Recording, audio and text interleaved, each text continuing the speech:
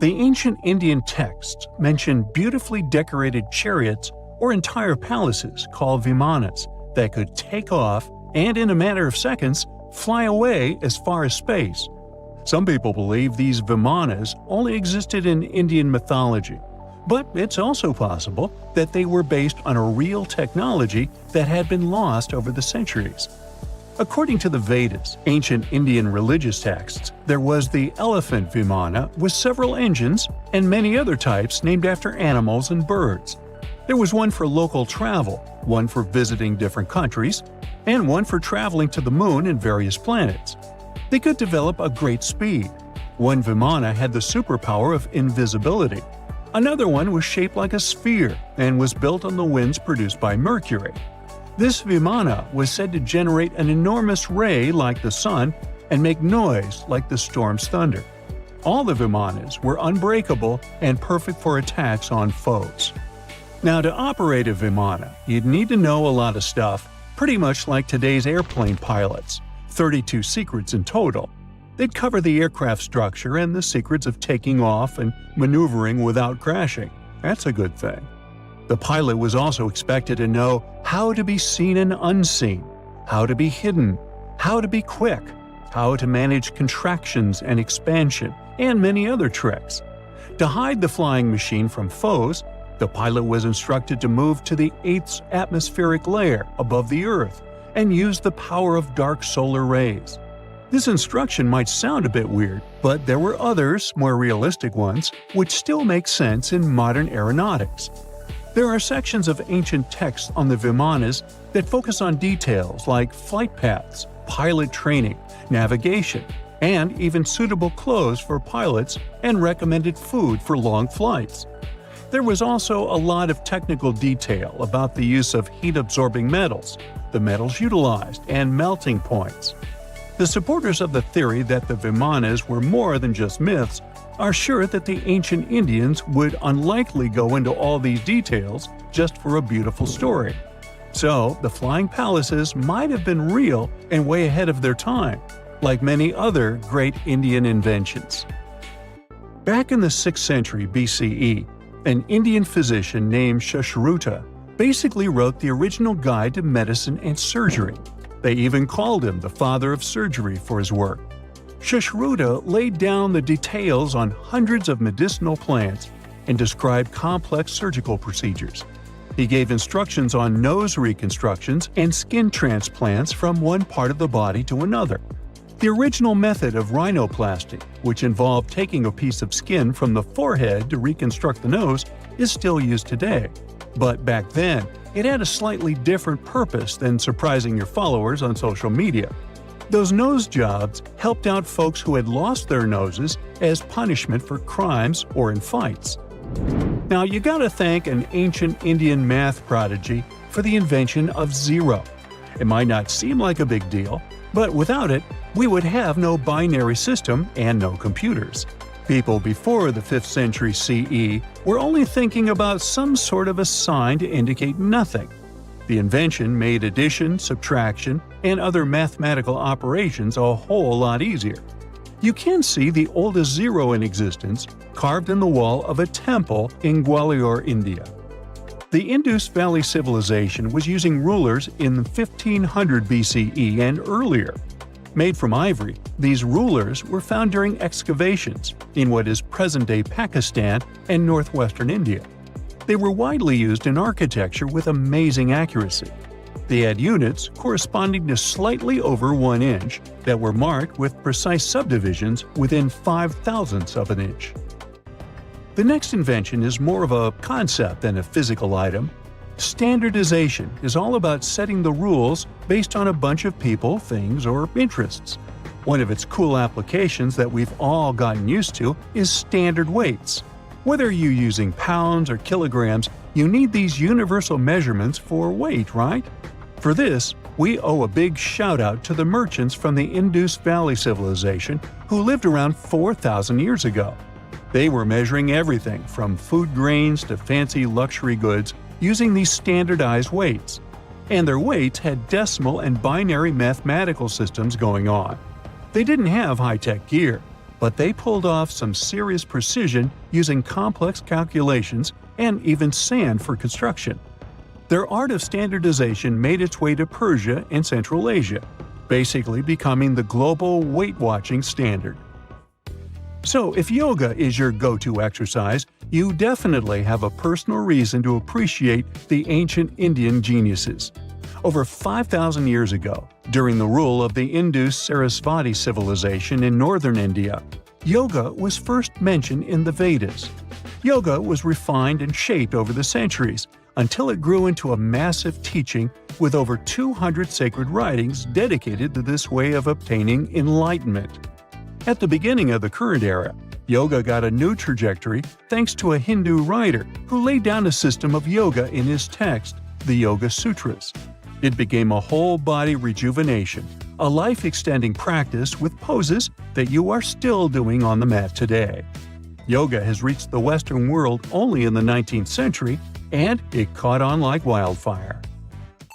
Chess, the all-time top game for intellectuals, is also an Indian invention. Its ancestor was called Chaturanga, and it was a strategic board game that started gaining popularity around 3,000 years before the current era. This early Indian version of chess was played by 4 people, not 2, and had 64 squares. Each player had 8 pieces, ranging from pawns to kings, bishops to knights, and there was no standard 6-faced dice. They rolled with an oblong one. Players facing off were actually allies, forming 2 teams based on the direction they sat. Chess, that we know and love today, was first mentioned in ancient Indian literature in a legend. It said that the wife of a villain called Ravana had invented the game to amuse him. Now, the word shampoo comes from the Hindi word, which means to soothe or knead. The substance was invented in India in 1762 and was originally used for head massages, hence the name. The first shampoo was made of natural oils and herbs. British traders fell in love with the idea and brought it back with them to England. It took years for the original head massage oil to evolve into shampoo as we know it today, but it's still an Indian invention. Unlike the ancient Greeks, who wore animal skins, the Indians started cultivating cotton back in the 5th and 4th centuries before the current era. They used cotton threads to produce fabrics that soon became a huge hit in the Mediterranean and beyond. Jute and wool also have their origins in India. Cashmere, the finest and most exclusive type of wool, actually comes from the Kashmir region of India. Buttons that sit proudly on that cashmere cardigan of yours also have ancient Indian origins. Some 5,000 years ago, the Indus Valley civilization started cutting seashells into geometric shapes with tiny holes in them. First, they were just decorations, but then people started using them to fasten clothes. Now, when you think about radio communication pioneers, Marconi's name usually steals the spotlight. He got a Nobel Prize in Physics in 1909 for his groundbreaking radio work. But there's an unsung hero in the radio waves game, and his name is Sir Jagdish Chandra Bose. He spilled the beans on radio communication way back in 1895. He shot an electromagnetic wave across 75 feet at the town hall in Calcutta, and it went through walls, rang a bell, and even set off some gunpowder. Marconi took a page from Bose's book, using his invention, the Mercury Coherer, as a blueprint for his own two-way radio. Bose didn't patent his genius creation, so he only got his credit a century later. On October 30th, 1759, the inhabitants of the Middle East were jolted awake by an earthquake. Cracks appeared in the walls of their homes, roofs began to crumble. People ran out of their homes and gathered in open areas, but because of strong shocks, they kept losing their footing and falling.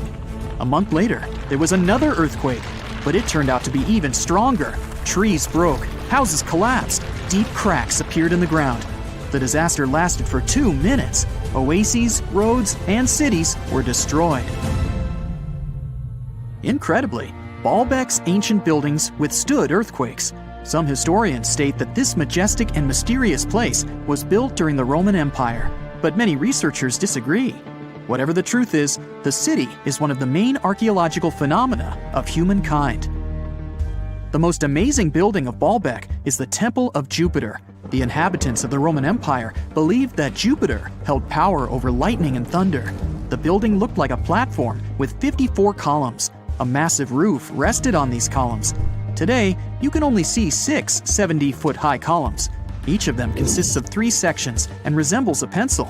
The cores of these pencils were made of lead. This made the columns exceptionally strong. Each of these pieces of stone weighed an incredible 80 tons. That's the weight of 35 Ford Explorer SUVs. Look, this is the largest block in the Great Pyramid of Giza. But compared to the blocks from Baalbek, it doesn't even look that impressive. The foundation under the Temple of Jupiter was preserved. That's how specialists figured out it consisted of about 25 monolithic stones, weighing 450 tons each. It means that the blocks from Baalbek weigh almost 4 times more than the blocks from Egypt. There are 3 more enormous limestone blocks in the foundation. They weigh 800 tons each. This is more than twice the weight of a Boeing 747 plane. Ancient builders must have had a hard time carving such giants from a piece of stone. And after that, they also had to pull them to the construction site and lift them to a significant height. Repeating these logistics would probably turn out to be a nightmare for present-day builders. To do this amount of work, they would need modern equipment. But Baalbek's constructors didn't have trucks, cranes with circular saws, or electricity. How did the builders of the past manage to do this? Scientists have a theory that includes ropes, winches, and lever systems. Naturally, the engineers of the past made all the gadgets from wood. Around 3,000 feet away from the ruins of the temple complex, there's a quarry. Archaeologists suppose that's where the stones for the construction were cut. They found a block of limestone there. It seemed to be too large, even for this incredible place. The monolith got called the Stone of the South. It was 65 feet long and 13 feet wide. The ancient builders didn't have time to completely separate it from its mother rock. A group of scientists from Austria estimated that this piece of limestone weighed more than 1,000 tons. That's like 3 Boeing aircraft or 160 African elephants. There was another surprise awaiting the archaeologists near the Stone of the South. It was the second monolith that weighed more than 1,200 tons. But the ancient builders didn't stop at that. They continued to work. In 2014, in the same quarry, German archaeologists unearthed a block that weighed 1,650 tons. No one has figured out yet why people of the past needed a piece of stone that weighed as much as 125 school buses. It's also unclear how they were going to move this giant and why they didn't finish the job. In any case, this third monolith is the largest processed piece of stone in human history. There are more questions than answers. Some researchers believe that people of the past had high-tech equipment. Others don't think so, but are eager to understand how the builders managed to move those stones. There's a huge number of ancient buildings and artifacts on the planet. Lots of them make researchers scratch their heads. Near the Pyramid of Djoser in Egypt, archaeologists have found a network of tunnels. This place is called Serapeum. It contains 24 sarcophagi weighing from 70 to 100 tons. The giant boxes are carved from a single piece of granite and covered with heavy lids. The sarcophagi are perfectly symmetrical. To the touch, their walls are as smooth as glass. Even with the current level of technology, this is very difficult to do. But the ancient Egyptians managed this feat. The Lycurgus cup is a priceless artifact and example of ancient nanotechnology. It's made of glass that can change its color. If you put a source of light in front of the cup, it turns green. If the light is behind the goblet, it becomes deep red. In this case, the figure of Greek king Lycurgus turns pale purple. Scientists understood how this color change worked only at the end of the 20th century. Through microscopes, they saw nanoparticles of silver, gold, and copper. They had been added to the glass matrix. Thanks to this, you can observe a color change called dichroism. Interestingly, the gold and silver were grounded into a fine dust. It's almost impossible to do this by accident. Most likely, the ancient experts knew for sure what they were doing. Bolivia has a curious place called Puma Punku. It looks as if an ancient giant played there with an enormous construction set. And after the game, they forgot to put the pieces back into the box. But there are no giants, and the huge stone blocks were carved by ancient builders over 1,500 years ago. Some of the rocks weigh 100 tons. The blocks were brought to an altitude of almost 13,000 feet above sea level from the quarry 60 miles away from the construction site. There's no forest in that area. This means the builders couldn't use trees to make wooden rollers. The monument belongs to the Inca civilization. Scientists are sure they didn't know anything about wheels. In 1992, the inhabitants of a Chinese village decided to drain a pond. Their ancestors had been using it to wash clothes and catch fish for hundreds of years. They kept pumping the water out for 17 days. At the bottom of the reservoir, they made an unexpected discovery. The villagers saw an entrance to a cave going down to a depth of 100 feet. The incredible find was named the Longyu Caves. Unknown builders carved out 320,000 square feet of galleries. There are separate rooms, bridges, pools, and columns that support the ceiling. The walls of the cave are covered with strange carved lines and patterns. Scientists haven't found any information about who built the caves and why they did it. The construction technology also remains a mystery. Antonio Stradivari lived in Italy in the 18th century. He created musical instruments. More than 600 of his works have survived to this day. 500 of them are violins. One of the instruments was sold at auction for $16 million. The violins made by this master sound clear and deep. Researchers can't understand why Stradivarius instruments produce such unique sounds. Perhaps it's all about the varnish the master used to cover the violins. The answer may also lie in the wood the instruments are made of. In those days, Europe had a cold climate. Because of this, the wood became denser, and the instruments made of it sounded especially pleasing to the ear. In the Indian city of Delhi, there's a 23-foot-high pole. It weighs 6.5 tons and is made of 98% wrought iron. The 1,600-year-old pillar has no signs of rust or decay. Scientists believe that the monument is so well preserved thanks to the dry weather and the chemical composition of the metal. It might be resistant to corrosion. And still, researchers don't know how the blacksmiths managed to make an iron pillar that's not afraid of rust. It seems like a tough feat, even for modern metallurgists. The Al-Nasla rock is divided into two parts by a perfectly straight slit. Each boulder stands on a small pedestal. Some people believe this is the evidence of ancient laser technology. But geologists think the split happened due to the ground shifting or natural vibrations that occurred under the rock. This process led to the appearance of the crack. It had been deepening for thousands of years, and gradually, the natural monument took the form you can see today. It's 1898, and you're taking part in excavations in Saqqara. This place, not far away from Cairo, is full of ancient tombs and pyramids. You're in your Indiana Jones mood and hope to find something really phenomenal to become famous. Gold, manuscripts, treasure maps, mummies of famous pharaohs. Wait, a wooden bird? You're really disappointed as it looks like a regular toy. An old one, but still. Little do you know that years later, someone would propose that your bird was actually an ancient monoplane. So the artifact, nicknamed the Saqqara bird, is made of a sycamore tree. The birdie has a wingspan of just 7 inches and weighs around 40 grams. A perfect original souvenir from Egypt, I would say. It's over 2,000 years old and looks pretty plain, without any carvings of feathers or other intricate ornaments. It has a beak and eyes, though, which makes our find look like a hawk, the emblem of the deity Horus. Its tail is rather unusual as it's squared, looks weirdly upright, and it seems like the sunken part of it was the place for a now missing piece. Humans love solving a good mystery, so there have been several attempts to explain the use of the birdie. First, quite simply, is that it was a ceremonial object. The second idea is that it was a toy for a child from some well-off family. It could have been some sort of boomerang, which was a popular concept in ancient Egypt.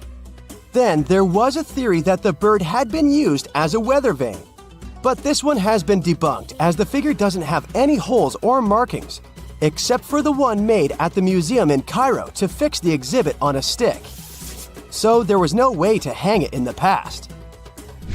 Almost a century after the bird was found, Egyptologist Dr. Khalil Masiha proposed a new theory that it could have been a model of a monoplane. He believed the bird was missing a horizontal tailplane. Otherwise, it had its wings set at a right angle, similar to that of modern planes. It could have worked to generate the aerodynamic lift necessary for flights. Dr. Masiha also claimed that it was common at that time to place miniature models of technological inventions in tombs. So, did the ancient Egyptians really invent the plane in 200 BCE? That would make the Wright brothers, who are considered the inventors of aviation, really upset. They made one of their first flights only in 1903. There's just one way to know for sure, and that is to test the model. But you know, the ancient museum in Cairo would unlikely let one of their cherished exhibits fly around like a toy. That's why glider designer Martin Gregory built a similar model, this time of balsa wood, and concluded that even with the missing tailplane, the plane wasn't much of a flyer. Case solved? Not really. This didn't sound convincing enough to the History Channel, so they invited an aerodynamics expert to build another replica of the bird. He tested it in weather conditions similar to those in Egypt and was impressed with the little plane's abilities. So, if they did invent the prototype of a plane back in the times of pharaohs, it would be a good example of an oopart.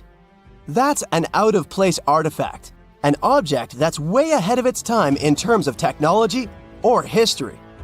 And the Saqqara bird isn't the only example of such a revolutionary concept. In 1901, a group of divers retrieved the Antikythera mechanism from an underwater shipwreck near the Greek island of Antikythera. It's been dubbed the world's first analog computer, and it's currently dated around 100 BCE. The bronze mechanism could tell the position of the sun, moon, planets, and stars, as well as the lunar phase, the dates of upcoming solar eclipses, and even the speed at which the moon moves through the sky. No one's sure who used it and how or where it was made. But it's obvious that it's extremely precise and way too advanced for its time. The first flushing toilets in the world were invented in the middle of the 20th century. Just kidding. The ancient Minoans on the Mediterranean island of Crete and the Indus Valley civilization both came up with this brilliant invention at the same time, around 4,000 years ago. The plumbing and sanitation were so well done that no one managed to design anything better until 2,000 years later. One ancient Minoan lavatory was discovered at the Palace of Knossos. It looks like it had a wooden seat set over a tunnel that directed water from a rooftop reservoir to an underground sewer. Other varieties got water from jugs. Only the super rich people could afford all this glory. So if you wanted to shop for real estate back then, the flushing toilet would be a telltale sign you were in the rich neighborhood. Automated doors became a cool, seemingly new invention back in 1931. But the technology behind them is actually much older. Think the 1st century CE old.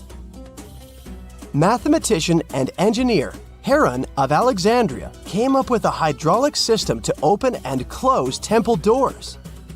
To bring it into action, you need to light a fire to produce heat.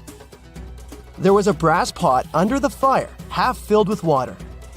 The inventor connected the brass pot to containers that acted as weights. When the fire was burning, the water moved into the containers. They went down and pulled the ropes. It was nothing like a supermarket door that opens in front of you before you even have time to think. Heron's door took hours to open, and there was no way to stop the process. That's why they only opened the doors once a day before people entered the temple, to add some mysticism at the temple during ceremonies. Spooky. Looks like the first ever battery was invented in Baghdad around 2,000 years ago. A German archaeologist found this oval-shaped clay jar in 1938. Scientists are still not sure what purpose it served and who exactly invented it. There is a theory that it was used for electroplating objects with precious metals. When they filled it with a weak acid like vinegar, the battery produced around 1 volt of electricity. Another theory says it was a vessel for sacred scrolls. Would you like to buy contact lenses designed by Leonardo da Vinci himself? In 1508, he invented a glass lens with a funnel on one side. You were supposed to wear it with water inside to improve your vision. Sounds a bit uncomfortable, doesn't it? So, around a century later, French scientist René Descartes decided to improve the idea and make the cornea contact the future lenses. Contacts because they contact your eyes, get it? The glass tube with liquid did help improve vision, but blinking was sadly impossible. 2.5 centuries later, new technologies in the glass industry let scientists design contacts that would fit in the eye and even let the wearer blink. Thanks, guys! Still, those lenses were made of heavy blown glass and didn't let the eye breathe. About 50 years later, contacts became plastic, lightweight, unbreakable, and scratch-resistant, but still covering the entire eye. And then, in 1948, an English optical technician accidentally sanded down a plastic lens and figured out they'd still be in place even if they covered only the cornea. Imagine you're living in 19th century London and need to send a message to New York. It would have taken about 10 days to get there by ship. So when delivery time went from days to hours in 1858, it was a true sensation. The first message was sent by Queen Victoria herself. It was all made possible thanks to the transatlantic telegraph cable, running under the ocean. Sadly, the new cool invention only lasted a few weeks. It took years to bring it back to life. You know how it goes. As the years pass, common knowledge slips away faster than you can say, "What's that thingamajig for?" Just think, our grandkids will probably be scratching their heads over the buttons on our old school phones. So it's no wonder that some ancient artifacts have got us all stumped too. Take a look at this funky object. Any guesses on what it is? A musical instrument, a toy, or maybe something out of this world? Beats me, and even the experts have no exact answer. This little guy is a Roman dodecahedron, discovered by some amateur archaeologists near Lincoln, England. It's shaped like a fist and made of a mix of metals. Now, as for what this thingy was used for, that's the million-dollar question. Supposedly, these guys were all the rage back in the day in northern Gaul and Roman Germany. According to some ancient maps, similar dodecahedrons have turned up in Europe, Britain, and even along the maritime Silk Road in Southeast Asia. The plot thickens as more and more of these dodecahedrons pop up. Some had wax inside, leading scientists to think they were candle holders. Others think they might have been used for knitting gloves, since none have been found in warmer regions. There's even one found in Geneva with zodiac signs etched on it, sparking some woo-woo theories about fortune-telling. And now a fresh discovery has got everyone's head spinning. Could this be some kind of sacred tool for the Romans? Who knows? Maybe it's the first multi-tool ever, invented way before Swiss Army knives were a thing. Carved stone balls from Scotland are another historical mystery. They most likely date back to the late Neolithic period and come in various types, from sandstone to granite. They're all roughly the same size and have intricate, evenly spaced patterns of circular bosses or knobs. Most of these designs have 6 bosses, but the number can range from 3 to 160. Some of these balls are more skillfully crafted than others, and a few even have extra decorations. There are over 400 carved stone balls and mostly found in Scotland, although some have turned up in northern England and Ireland. These stone balls rarely show signs of damage or use, and there are no clues that would give away their function. Most experts think they weren't practical tools, but had some symbolic or social importance, probably a sign of power or prestige within their communities. The Folkton drums are the 3 stone cylinders from Neolithic Britain, discovered in the late 19th century in a burial mound in East Yorkshire.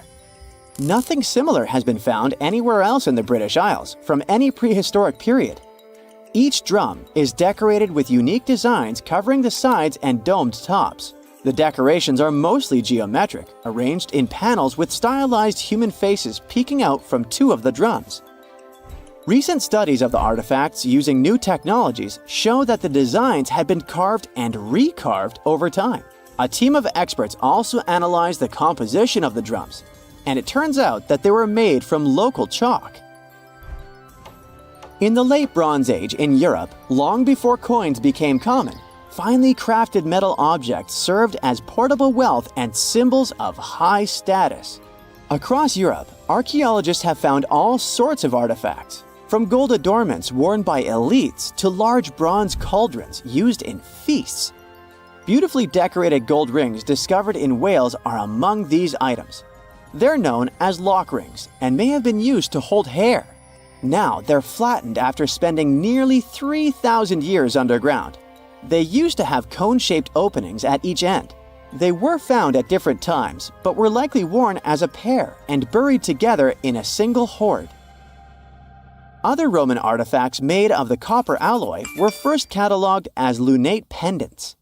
But during a recent re-examination, experts found that these items were actually small mortar and pestle sets, known as cosmetic grinders.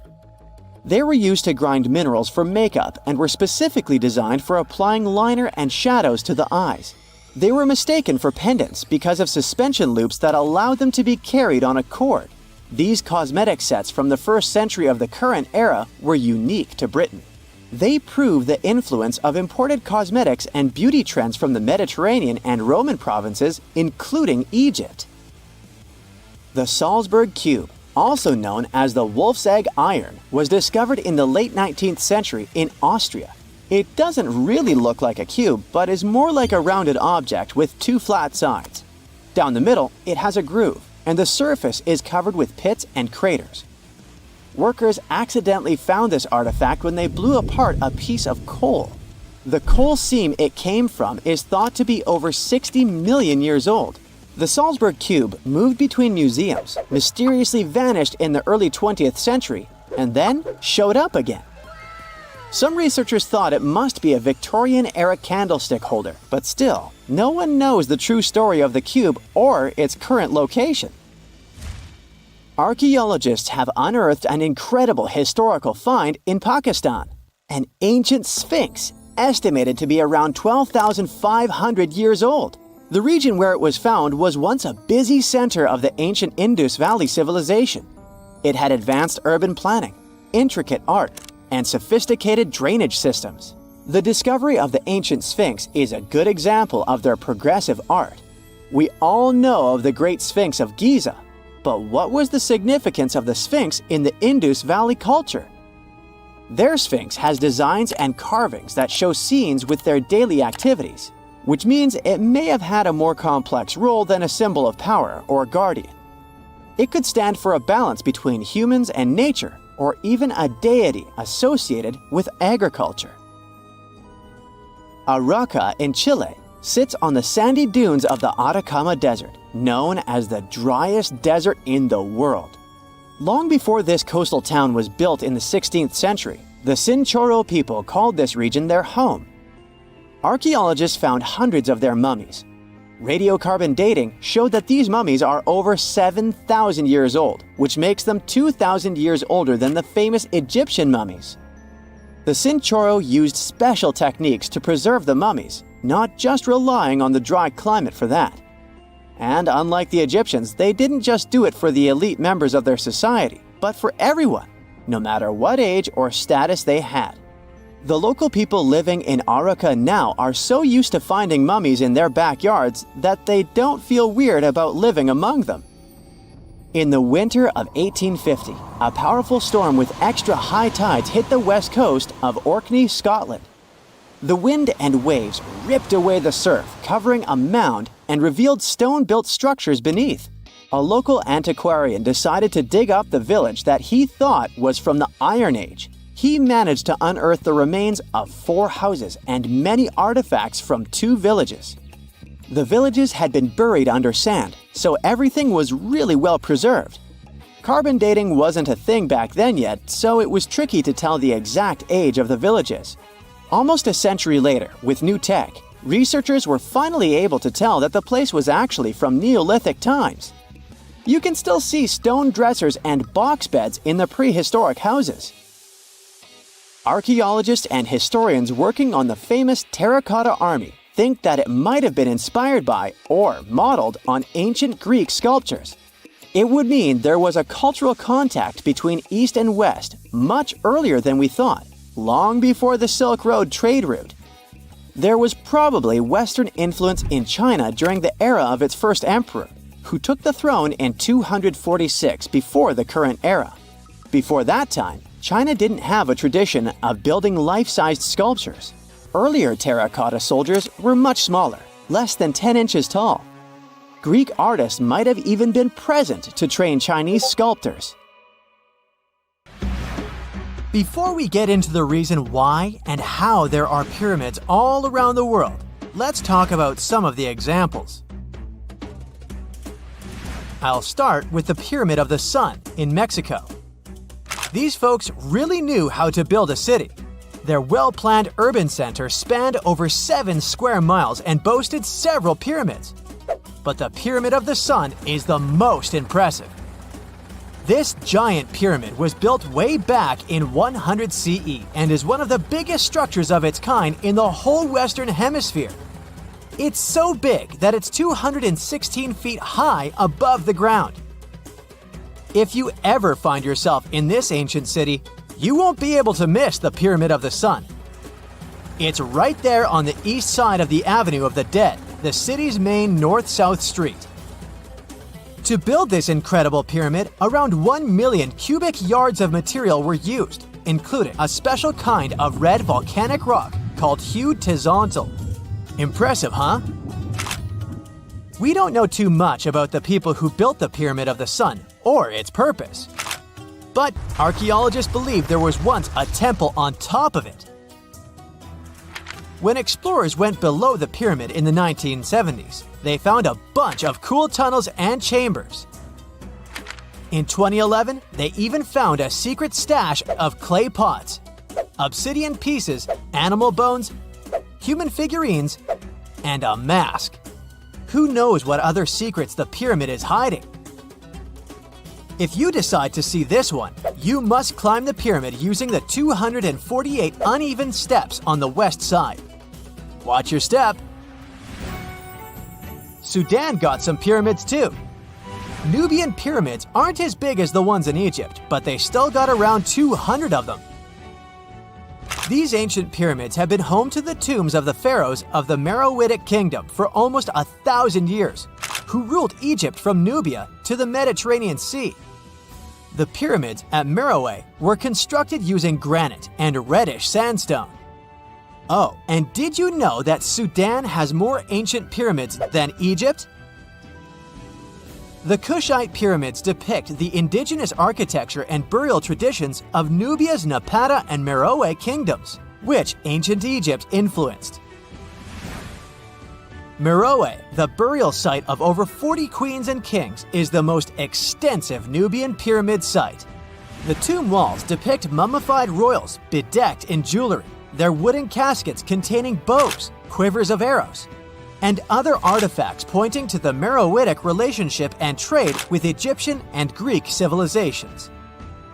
So if you're looking for some ancient tombs to explore, you may consider skipping the crowds in Egypt and heading on down to Sudan. Let's fly to Iraq to see some more pyramids. Ziggurats have fancy receding layers and tiered temples. Instead of a smooth exterior, it has tiers like a cake. Perfect for all the important work and rituals that went on inside. You can find these towering structures scattered throughout Iraq and Iran, and they're a real testament to the power and skills of the people who built them. One of the biggest and most impressive ziggurats is the ziggurat at Ur. It's basically a giant rectangular pyramid that stands a whopping 70 to 100 feet tall, with 3 levels of terraces and a temple on top. Can you imagine how many baked bricks it took to build that thing? Try 720,000 for just the lower portion. This particular ziggurat was built for Sumerian king Ur-Nammu. Similar to other ones, this pyramid has been around for thousands of years, so it got a little rough around the edges. Thankfully, the Babylonian king Nebuchadnezzar II and some archaeologists came to the rescue in the 6th and 20th centuries respectively, and now you can find this near Talil Air Base. The ziggurat at Ur was built in 2100 BCE by King Ur-Nammu for the moon deity Nana. It was the tallest building in the city, and you could see it from miles around. It was like the medieval cathedral spire of its day.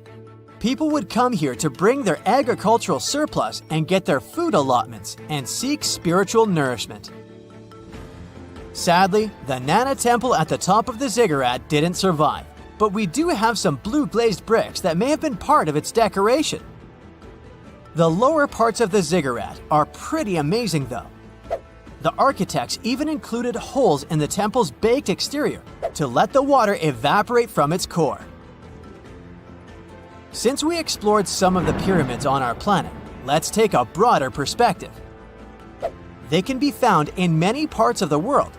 Egypt has over 100 pyramids, double that number in Sudan, and dozens of others are scattered in the Middle East and China. The Americas have the most pyramids in total, with more pyramids than the rest of the world combined. These pyramids are located in Mexico, Guatemala, Honduras, and El Salvador. Time to know more about the evolution of pyramids through history. The oldest pyramid is in Egypt. This pyramid was a step pyramid, which was created by placing one layer of stone on top of another. The pharaoh Sneferu is credited with creating the pyramid shape we recognize today. During his 45-year reign, he built 3 pyramids. His first 2 attempts failed, but he finally got it right with the Red Pyramid, which is considered the first true pyramid. It was Sneferu's son, Khufu, who built the Great Pyramid of Giza, which was the tallest human-made structure on Earth for almost 4,000 years. Latin American pyramids are similar to early Egyptian step pyramids, but they were built independently with no knowledge of each other. The pyramids in Sudan were built around 700 BCE and are tall but much narrower than those in Egypt. How in the world did all these civilizations build these things without even texting each other? After all, the Aztecs, Mayans, and ancient Egyptians were about as different as possible. But despite their cultural differences, they all seem to agree on one thing. Pyramids were pretty cool. Step pyramids are all around the world because they were the most feasible and stable way to build large and tall structures without access to lighter building materials like wood and metal. The triangular form with a square base is the best way to build a sturdy structure, and having a cube structure would require more material for less height. Now, when it comes to pyramid design, the Egyptian pyramids were like giant triangles with a square base, smooth sides, and a pointy top. On the other hand, the Aztecs and Mayans went for a tiered cake look, with steps leading up to a flat platform on top. So, while all these pyramids share the same basic shape, they have their own unique flair. Each group built its pyramids using different materials, techniques, and slope angles. So while they may have been inspired by each other's work occasionally, they were just doing their own thing.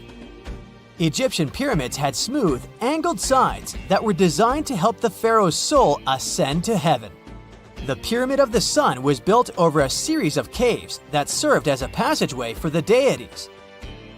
The Maya built the temple of Kukulkan in Chichen Itza to honor the deity Kukulkan, usually represented by a serpent.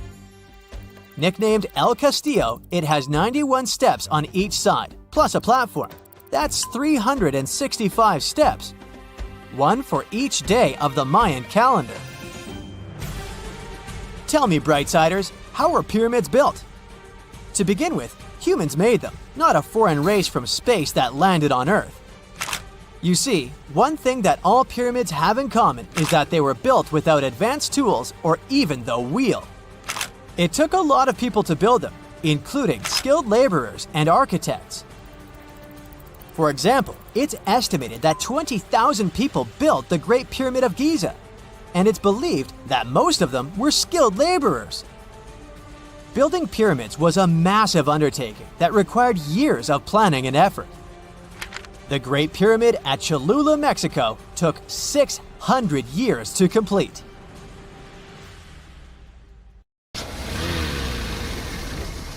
And now we're off to almost 5,000 years ago. Let me take you to ancient Egypt, where back in 2550 BC, guess what? The construction of the Great Pyramids of Giza started. People learned to build cathedrals and skyscrapers, but it wasn't until recently that these massive buildings appeared. It's still a mystery to even modern scientists how these pyramids were built 5,000 years ago. No wonder they are one of the 7 wonders of the ancient world. They're also the oldest of them and the only wonder of the ancient world that still exists in the 21st century.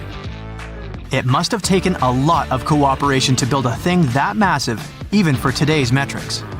But the Giza pyramids weren't the first pyramids ever. The first one, called the Step Pyramid, was built around 80 years before the first Pyramid of Giza in 2630 BC for King Djoser. It wasn't meant to be extraordinary, but ended up being quite impressive. It was a pyramid of 6 stepped layers of stone. It was 204 feet high, which is as tall as a 19-story building. And it was the tallest building that existed at that time. It wasn't just a pyramid though, it was surrounded by a whole complex of buildings, including even courtyards. In ancient Egypt, people believed in the afterlife, so everyone, especially kings, wanted to make sure they had everything they needed to get ready for it. Here's why the pyramid complex was perfectly supplied with a lot of objects people used every day. The complex included a pyramid and a kind of a palace. Those buildings had many things the king loved and might need one day, like furniture, food, and gold vessels. After Djoser, building pyramids became common practice, but many pyramids weren't finished. It would usually take about 20 years to build one, but many rulers reigned way less than that. Overall, there are more than 100 pyramids. The most famous pyramids are the Great Pyramids of Giza. The first one and the biggest one was built for Pharaoh Khufu, around 2550 BC. Initially, it was 481 feet tall, which is as tall as a 40-story building. The second pyramid was built for Khufu's son, Pharaoh Khafre, around 2520 BC. It's just a bit shorter, usually standing at 471 feet high, a 39-story building. This is the pyramid with the famous statue of the Sphinx. Sphinxes have a lion's body and a human head. They were built to guard important areas. This one has the head of Pharaoh Khafre and is guarding his pyramid, facing the sunrise. The Sphinx is most well known and is one of the world's biggest and oldest statues. Originally, it had red color and did have a nose. It's still possible to see the trace of red pigment by its ears. But no one knows exactly when the nose disappeared. For some time, the Sphinx was sort of hidden underground, being covered with sand up to its shoulders. Luckily, in the early 1800s, an adventurer with a team of 160 people dug it out. The third Pyramid of Giza is the smallest one, being more than twice shorter. Originally, it was 218 feet high, about the height of a 20-story building. Built in 2490 BC, it was a pyramid for Khafre's son, Menkaure. The pyramids are designed to align with the points of the compass, and their sides symbolize the rays of the sun. But back at the time, there were no compasses. Ancient Egyptians figured out the directions themselves, and with amazing precision. To align the pyramids, they used 2 constellations. Originally, the pyramids were covered in smooth white limestone and had a gold-silver top to reflect the sun. Later, the white limestone was taken from the pyramids by other kings and used for other buildings. Scientists estimated that ancient Egyptians used about 2.3 million stone blocks to build the first pyramid. Each block weighed more than 1 ton. This is the weight of a rhino. Some blocks were even bigger, being almost as heavy as an elephant. 4.5 millennium ago, there was no modern equipment to help build it. There were no machines, no wheels, and even no steel. The only metal available to them was copper. Even today, scientists aren't sure how the Egyptians managed to build the pyramids. There are no records left that would shed light on it. Some even think that Egyptians wanted to keep it as their secret and didn't even record it on purpose. Many believe that poor people and foreigners built the pyramids, but it's not true. Actually, the builders were very skilled workers, and they were fed and paid well. The archaeologists claim that the builders lived in a nearby temporary city and were a highly organized community with a strong leader. Scientists say that around 20,000 people worked on each pyramid complex, and it took about 20 years to build each. It probably was a national project. The construction site was large in resources, and food and essentials were likely to be contributed from all parts of Egypt. Even with all that support, it remains unclear how people managed to cut, transport, and assemble those huge stones. One of the theories suggests the stones were most likely transported on boats down the Nile River. Then, there was a harder part. They had to be moved to the construction site. For that, they probably used wooden sleds. It wasn't very hard to pull them because the sand mixed with the right amount of water was pretty slick. And 10 people could move a sled even with a rock weighing 1 ton pretty easily. Finally, one last problem. The stones had to be lifted and put into place. Archaeologists have discovered the remains of the ramps system that dates back to when the pyramids were built. Most likely, the Egyptians designed a unique system to move and pull huge stone blocks, but no one knows what it looked like exactly. The most common opinion is that there were several ramps around the pyramid to help move the blocks. The ramp was growing with the pyramid getting higher. They suppose people were walking up the stairs, pulling the stone on the wooden sled up in the middle on the sandy ramp. But this is just one of the options. Others say that the ramps were going around the pyramid. Some say the ramps were inside the pyramid. But we'll never know for sure, and it'll forever remain a mystery, just like the ancient Egyptians wanted. Surprisingly, there's not much inside the pyramids. Most of it is just solid stone with very little open space. But let's take a quick look inside the biggest of the pyramids of Giza.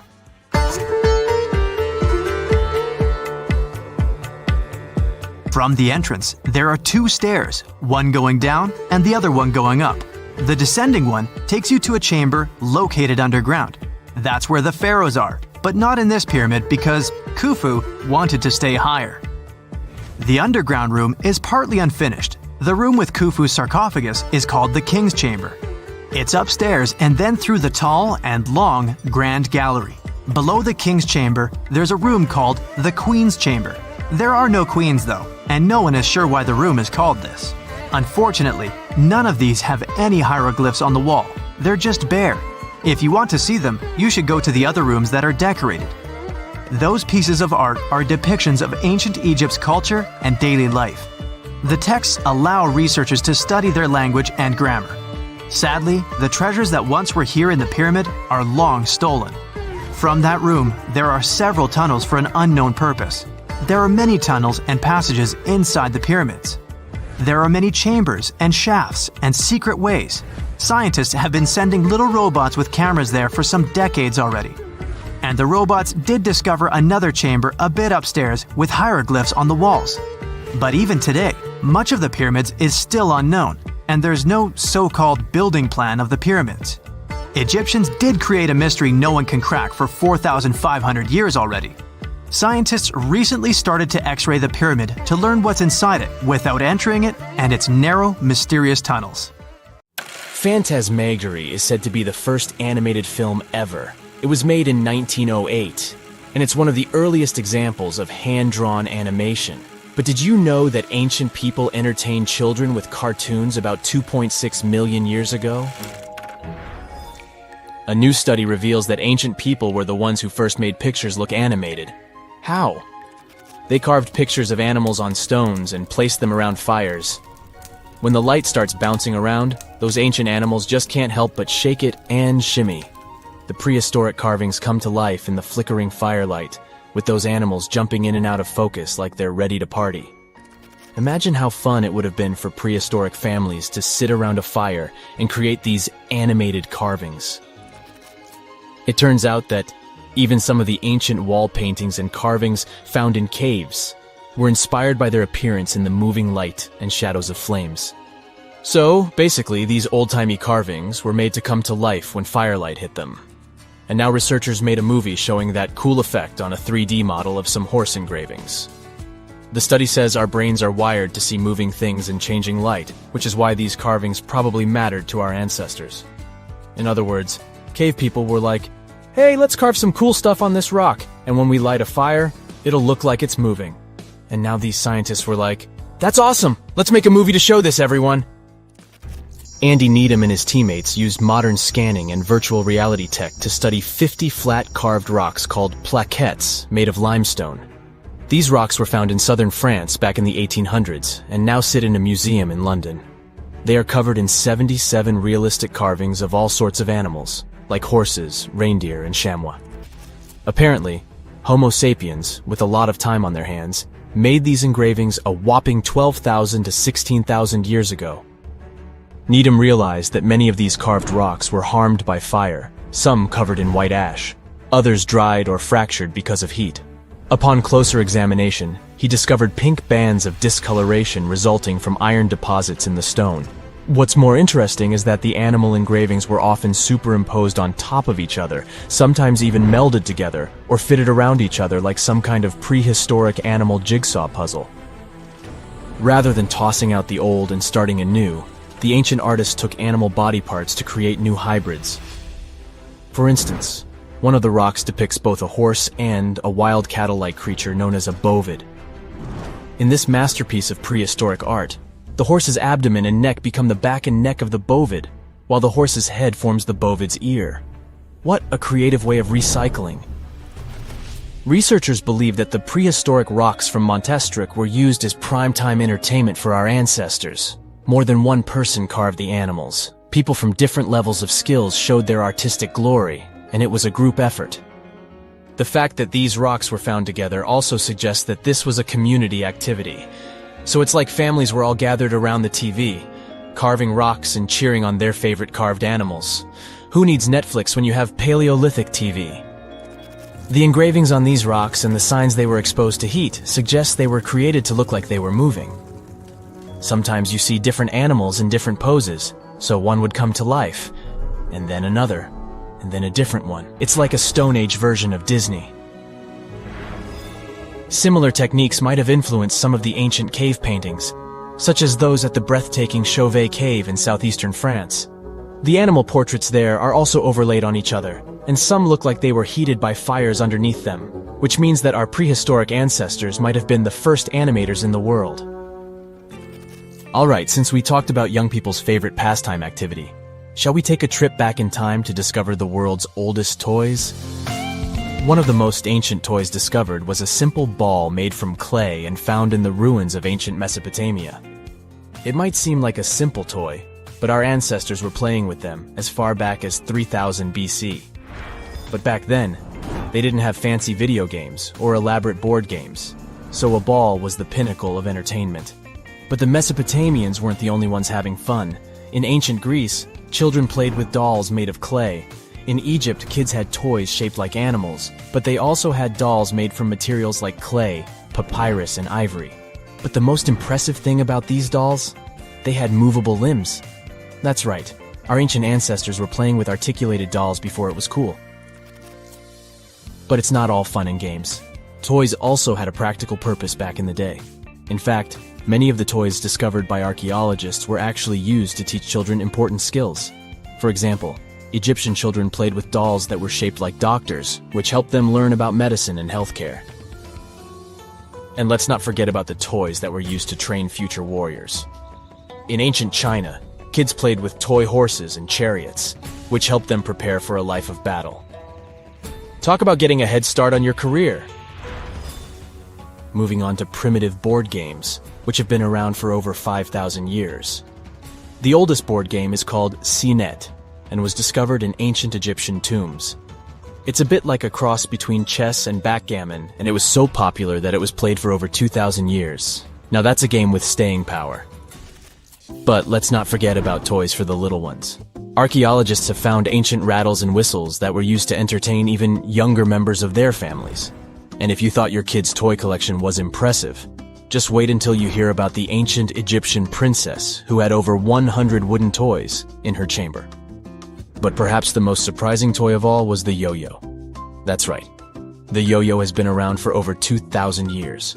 It was first invented in ancient Greece and was often used in battle, believe it or not. But eventually, people realized that it was much more fun to just play with it and do tricks.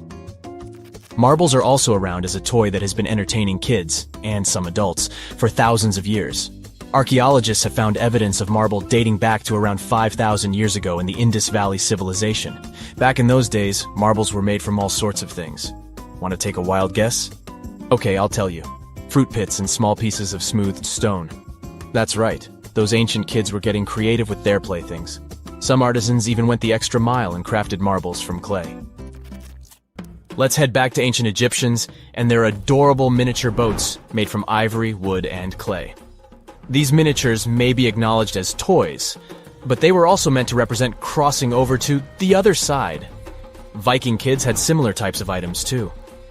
A wooden toy boat over 1,000 years old was found on a farmstead near the coast of Norway. This toy looked like a real boat, and it would have been the ultimate cool thing. Just like how kids today go nuts over race cars and drones. You can imagine little ones back then showing off their toy boats to their friends. Many of these toys are still pretty fun to play with today. There are many others left aside, like toy soldiers and spinning tops. Do you want to know more about ancient toys or gadgets from the early days of cinema? You have heard about Nikola Tesla. You have definitely heard about the Great Pyramids in Egypt.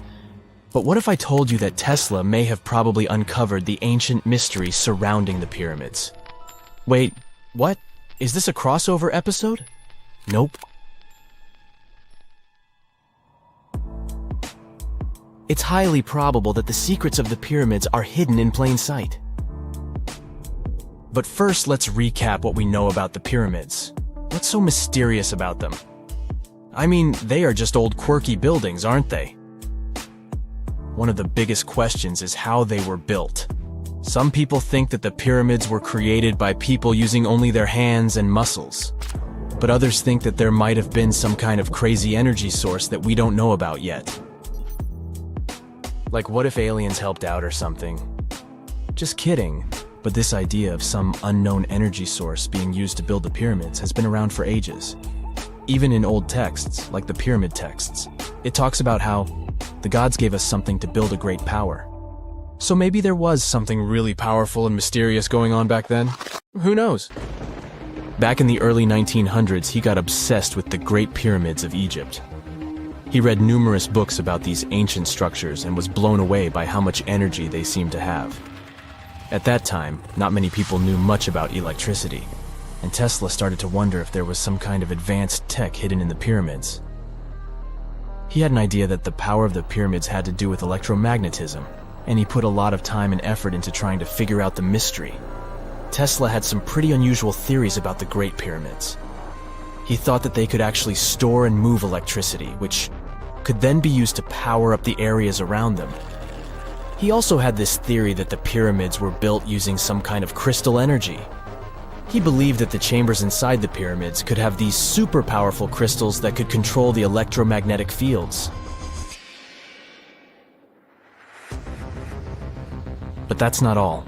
Tesla also had this idea that the materials used to make the pyramids had properties that allowed them to trap energy from the sun and the moon. And not just a little bit of energy. He thought that the pyramid could actually create this massive energy field that could light up whole cities or even brighten up dark places. He thought that the pyramids could be used as giant power plants to generate electricity and run machines. Tesla even believed that the pyramids were somehow linked to cosmic energy, which could be used for spiritual enlightenment and healing. How very new age of him. Anyway, Tesla wasn't just pulling these ideas out of thin air. He was seriously into studying everything he could about the pyramids, from ancient artifacts and texts to hieroglyphs and drawings. And he came up with this idea that the pyramids were designed to be energy amplifiers, and some kind of unknown energy source was used during their construction. Some people thought Tesla was eccentric for coming up with these theories, but his ideas have actually had a huge impact on the way we think about the pyramids today. Researchers and scholars have been digging into his theories for years and using them to uncover some of the biggest mysteries surrounding these ancient structures. For example, Recently, scientists have used theoretical physics to investigate how the Great Pyramid of Egypt would react to certain radio waves. They found out that if the radio waves were a certain length, the pyramid could concentrate the energy inside its rooms and focus it under its base. The scientists did lots of calculations to figure this out. They first thought about what radio wavelengths would work best. Then they made a model of how the pyramid would react to the waves. They figured out how much of the energy from the waves would get absorbed or spread out. Lastly, they checked how the energy would move around inside the pyramid when the waves hit it. To help explain all of this, the scientists used something called multipole analysis. This is when you take a complicated object and break it down into simpler parts. Then you can see how each part interacts with the energy that's coming in.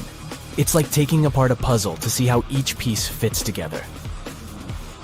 The researchers are interested in how all of this can be used in the future. They want to make really tiny particles that can do the same thing as the pyramid, but with light. By changing the size, shape, and the material of these particles, they can control how the light moves around them. This can be really useful for things like making tiny sensors or super efficient solar cells. The scientists had to make some guesses when they were doing their research. They assumed that there weren't any hidden spaces inside the pyramid, and that the material used to build it was all the same. But even with these guesses, they still made some pretty impressive discoveries. But the pyramid study is not the only proof that Tesla was ahead of his time. There are more Tesla's projects that seemed unrealistic at the time, but that scientists and enthusiasts reevaluate and try to implement today. Let's talk about Tesla's most ambitious project, the Wardenclyffe Transmission Tower. Back in 1900, Tesla was already a big shot when it came to electrical engineering in America. People were blown away by his amazing inventions and the fact that he managed to outdo Thomas Edison in the battle of currents. However, Tesla wasn't content to rest on his laurels. He decided to embark on his most ambitious project yet, the transmission tower at Wardenclyffe. It was built between 1901 and 1905, and it was based on one of Tesla's breakthrough ideas. He had a vision to make the impossible possible by creating a global wireless communication system. It would use Earth itself as a conductor, transmitting music, news, stock market reports, secured military communications, and even facsimile images. Does it sound familiar? Right, it sounds just like the internet that we use today, only without the use of any wires. But Tesla had a much bigger dream in mind, to transmit power wirelessly. He already proved that high-frequency signals could be sent without any wires using his Tesla coil transformers, and this sparked his obsession with wireless energy transmission. His vision was to not only transform the way we communicate, but also to find a way to transfer power currents globally by tapping into the Earth's natural energy. Tesla believed that there was an abundance of free energy all around us that could be used for humanity's benefit. In 1899, he conducted some top-secret experiments and got convinced that it was possible to transmit electrical power through the Earth's upper atmosphere. This is actually how the Wardenclyffe Tower was created. It was supposed to be the prototype station for a network of towers all over the globe that would provide the whole world with wireless energy. Unfortunately, Tesla didn't have the resources or the patience of his investors to bring this project to fruition. It ran into all sorts of financial problems and roadblocks, and in 1917, the unfinished tower was finally torn down for scrap metal to pay off Tesla's mounting debts. Now it remains a sad reminder that even the greatest minds can sometimes fall short of their dreams. The original red brick laboratory, however, is still there, and it is the only Tesla lab that has survived. Fun fact, in 2017, a film crew made a crazy discovery. They used ground-penetrating radar to explore the area around Wardenclyffe, and they found a whole series of tunnels stretching for hundreds of feet underneath the site. Nobody knows exactly what these tunnels were used for, but people have been speculating for years that they were part of Tesla's grand plan. Wardenclyffe, of course, is a major landmark for Tesla enthusiasts from all over the world. Who knows? Maybe someone will finally crack the mystery of the tunnels one day. But even if they don't, the legacy of Tesla and his amazing ideas lives on. Imagine working 7 days a week on a large-scale construction site. You, along with thousands of others, carry millions of stone blocks and put them on top of each other according to a complex system. You work without modern construction equipment. You have no air conditioning or constant access to water. It's so hot outside that you can fry eggs on the road. You've been building the pyramid for decades, and now, when it's finally done, you enjoy the result of the colossal work of thousands of people. You're looking at a giant cultural monument of global value that will freeze in time and amaze people for tens of thousands of years.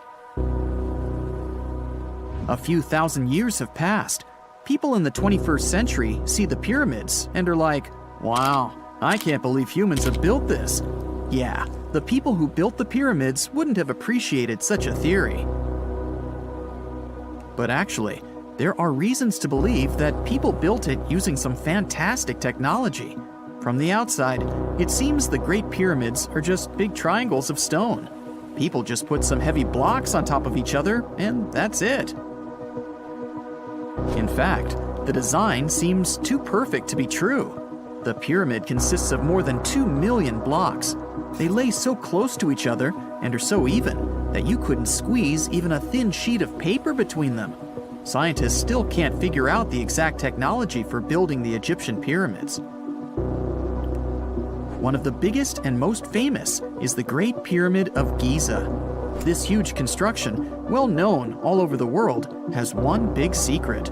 There should be a capstone on top of the pyramid. It's a triangular-shaped stone block, a small pyramid on top of a huge one. It's also called a pyramidion.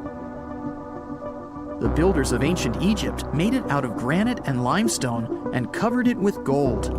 No records or old drawings prove that there was a pyramidion at the top of the Great Pyramid of Giza.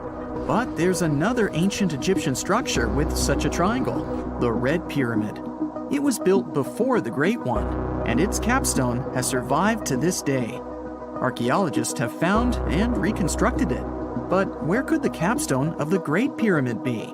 It's a mystery that still has no answer. Some are sure that some thieves have stolen it from the top. Maybe they just climbed up and pushed the pyramidion down. It makes perfect sense. The capstone was probably the most valuable element of the pyramid. Many scientists and archaeologists still don't know its exact purpose. Some believe that this peak covered with gold glorified the pharaohs. The capstone reflected moonlight at night and illuminated the entire space around it. During the day, the capstone reflected sunlight with its shiny surface. You could have noticed it from afar. The top of the pyramid was a kind of guiding star for lost travelers. All other stone blocks of the pyramid consist of limestone. People polished them to make them look shiny. In the past, they were even glowing and reflected light. You could see glowing pyramids from space, although they looked like tiny lights. Over thousands of years, winds, sandstorms, and rains have changed the pyramid's appearance. If people had taken care of them all this time, they would have looked like something out of science fiction movies, or the pyramids from Las Vegas. But unfortunately, we will never see their original appearance. Some archaeologists and scientists believe that the capstone could absorb the sun's energy and distribute it evenly throughout the pyramid. No one knows precisely why the Egyptians needed this technology. There's a theory the pyramids are ancient energy systems. The pharaohs applied this energy to use some unique technologies that were more advanced than all the achievements of the 21st century.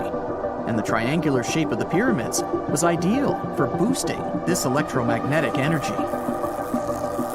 In theory, solar radiation, or electromagnetic forces, accumulated at the top of the pyramid, filled the inner rooms, and then went down the walls to the base. Any surface distortion could prevent the flow from spreading, so they had to create a perfectly smooth surface. That's why they installed the blocks so that nobody could squeeze a needle or razor blade between them.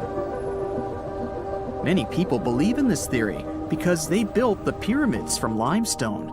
This material can hold energy inside itself. In the inner part, they created granite deposits to cause air ionization, that is, to create an electric charge. They also dug channels under the pyramid for water to transmit electricity. And at the top, they put a gold capstone, the best conductor of electricity. So, this is how you get a great power generator. Different cultures used similar technologies to create electricity all over the world. But these are all theories. If it had been working, humanity would have used these technologies today. There are mentions of the metal industry, chemistry, engineering, physics, mathematics, and astronomy in some ancient records. Most scientists don't believe in all these things. We know the detailed stages of the technology's development in different cultures. In the 21st century, scientists, historians, and anthropologists can track the evolution of all modern devices. If people had created some technological inventions in ancient times, the history of the world would have looked different. Perhaps all the achievements of antiquity could have been wiped off the face of the earth by global cataclysms, and it can happen to us. Just imagine how people would dig up a laptop in 5,000 years. Perhaps they wouldn't understand what kind of device it is. Another Egyptian wonder surrounded by mystery is the statue of the Sphinx. The Egyptians carved it out of a single massive piece of limestone about 4.5 thousand years ago. But scientists still don't know the exact date of its construction or who built it. People painted the Sphinx in different colors, so it looked much brighter and more vivid in the distant past. It was shining just like the Great Pyramids. Anyway, time hasn't only changed its appearance, but its name too. Initially, the Egyptians called it Hor-Mekhet. The Greeks renamed it the Sphinx about a few hundred years after it had been built. The Sphinx emphasized the greatness of the rulers of Egypt. It also performed a symbolic function of a watchdog guarding the tomb of the pharaoh and the paths leading to it. This version sounds realistic, since archaeologists have discovered many secret entrances at the foot of the Sphinx. Perhaps these rooms and intricate tunnels lead to underground halls with treasures. And treasures don't always mean gold and jewelry. According to legends and theories, the Sphinx guards the Hall of Records, the storage of all humankind's knowledge. The information about the ancient mythical state of Atlantis could be there. You can find many detailed maps of the internal dungeons of the Sphinx on the internet. They show structures 12 stories deep under the statue. It looks like a small city filled with gold, scrolls of knowledge, and various ancient artifacts. But don't believe all these maps. These are just theories. Several thousand years have passed, but people have very little information about it. Archaeologists know that there are still many strange and exciting things about the Sphinx that are still undiscovered. Some locals are afraid to research because they believe they can awaken something terrible from the underground depths. Therefore, it's mostly scientists from other countries who conduct the excavations. In 1998, scientists discovered strange tunnels leading to empty rooms under the Sphinx. They realized that some people tried to get there through tunnels in the past, and maybe those people took all the treasures that were there. One of the legends says that some powerful artifact lays beneath the Sphinx. Its technology can change the whole world, but the locals are hiding it because it can damage the planet.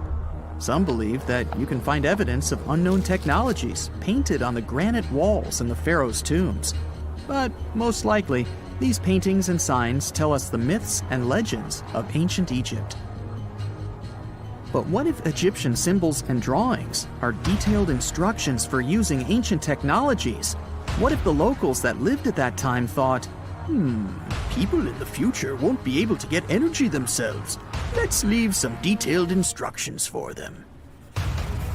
Anyway, there are many riddles and theories.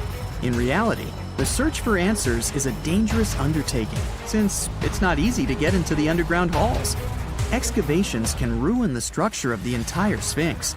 Any person inside the tunnels may get lost and never be able to find their way back. Besides, it costs a lot of money. Now, what would be awesome is if people could invent some device that could scan underground areas and show their detailed models. A thermal spa is not a fancy modern way to relax. I'd say it's a fancy old-fashioned way to relax. The city of Bath in South England has its name, yep, you guessed it right, because it had baths. In the 1st century AD, the Romans started using natural hot springs there as a thermal spa. In the Middle Ages, Bath became an important wool industry center that had those famous hot springs, and by the 18th century, the whole city became an elegant spa resort. Even though there's the city of Bath in England, it's not the place where Roman baths originated. Roman baths are from Rome. Yeah, sounds quite logical. There was also a tradition behind those baths. Some people threw various objects into them. There could be brooches, bracelets, or even vases or vases. These were gifts to the goddess Minerva, thrown to honor her. So, a whopping amount of coins was once found in one Roman bath, about 12,000. Sounds impressive, but another attraction in Rome easily beats even this crazy number. I'm talking about the Trevi Fountain. On average, people toss over $3,000 there. Nope, it's not a monthly or even weekly amount. That's what travelers toss there per day. I'd rather not calculate that, but there's one thing I know for sure. The Trevi Fountain earns way more than I do. By the way, one guy named Roberto Cerchella has been fishing those coins out with a magnet for 34 years and could get up to $1,000 per night. He was only arrested in 2002 when the city authorities stopped turning a blind eye to him. Today, the money is collected by the city workers and sent to charity. It's not that the Roman baths only had a sort of a pool to swim in. They featured some hot rooms sometimes, so they resembled modern saunas in a way. There was one super hot room heated by a special system located underground. This room was called the caldarium, and those who wanted to sweat a lot would head right there. As it was heated from beneath, the floors were scorching hot. To protect their feet, people needed to wear wooden, I don't want to call them slippers, so let's call them wooden shoes. Another type of room was called tepidarium. It was cooler than caldarium, and people could have a massage with oil there. Yeah, back in old times, there wasn't a large range of hot rooms, and today, it's all quite different. Some modern spa centers can host up to 8,000 people a day. Like there's a spa center near Munich with almost 2 million square feet of space and 26 different hot rooms. This spa center is considered to be the largest in the world. Now, it's not that the ancient Roman baths only had 2 rooms and both of them were hot. There was also a special changing room called a poditarium. There were no lockers back then, and historians claim thefts in Roman baths were quite common. There was also a gym in those baths. The room was called palestra, and people could exercise there. For example, weightlifting was pretty popular. There were also such rooms as sudatoria and laconica, super dry rooms where people sweated a lot, and natatio, which was basically an open-air pool. Once people had relaxed, bathed, and exercised enough, they headed to the frigidarium at the end of the day. Frigidarium sounds like fridge, huh? Right, it was a cold room with cold baths where the bathers would cool down after hot procedures. We're back to English Roman baths, and sorry to break it to you, but you aren't allowed to swim here, at least now. The problem is that back in the 1970s, dangerous bacteria were found there, and they even caused a fatal disease in a girl who swam there. After that tragic event, everyone was forbidden to swim in those Roman baths. The water was then thoroughly inspected, and it turned out that it was polluted. Plus, there lives a particular species of dangerous amoeba. What's weirder is that the very same baths had been previously used to provide water cure treatments. Those treatments had even been prescribed by the NHS for over 30 years, from 1948 to 1976. Those who want to enjoy safe thermal baths, you've got plenty of options to pick from. For example, you may want to consider traveling to Hungary. This country may be landlocked, but it has an incredible amount of thermal water sources, about 1,300. Its capital, Budapest, alone has 123 sources. And when it comes to bathing, the season doesn't matter. Soaking in thermal waters is a part of the national culture there, and this culture dates back to Roman times. The Hungarian baths are as stunning as the Roman ones. Look here, it's Gellert-Furter, and it's believed to be one of the most elegant baths out there. Tile mosaics, yes please. Intricate column, there you have it. Frescoed ceilings, sure thing. What's curious about Hungarian thermal waters is not only are there hot water springs, but there's even an entire thermal lake. It's called Lake Hiviz, and the water there is warm enough to have baths even in winter. Yeah, you won't spend an hour there swimming, but you'll definitely be able to at least dip in. Also, lotuses are growing on its surface.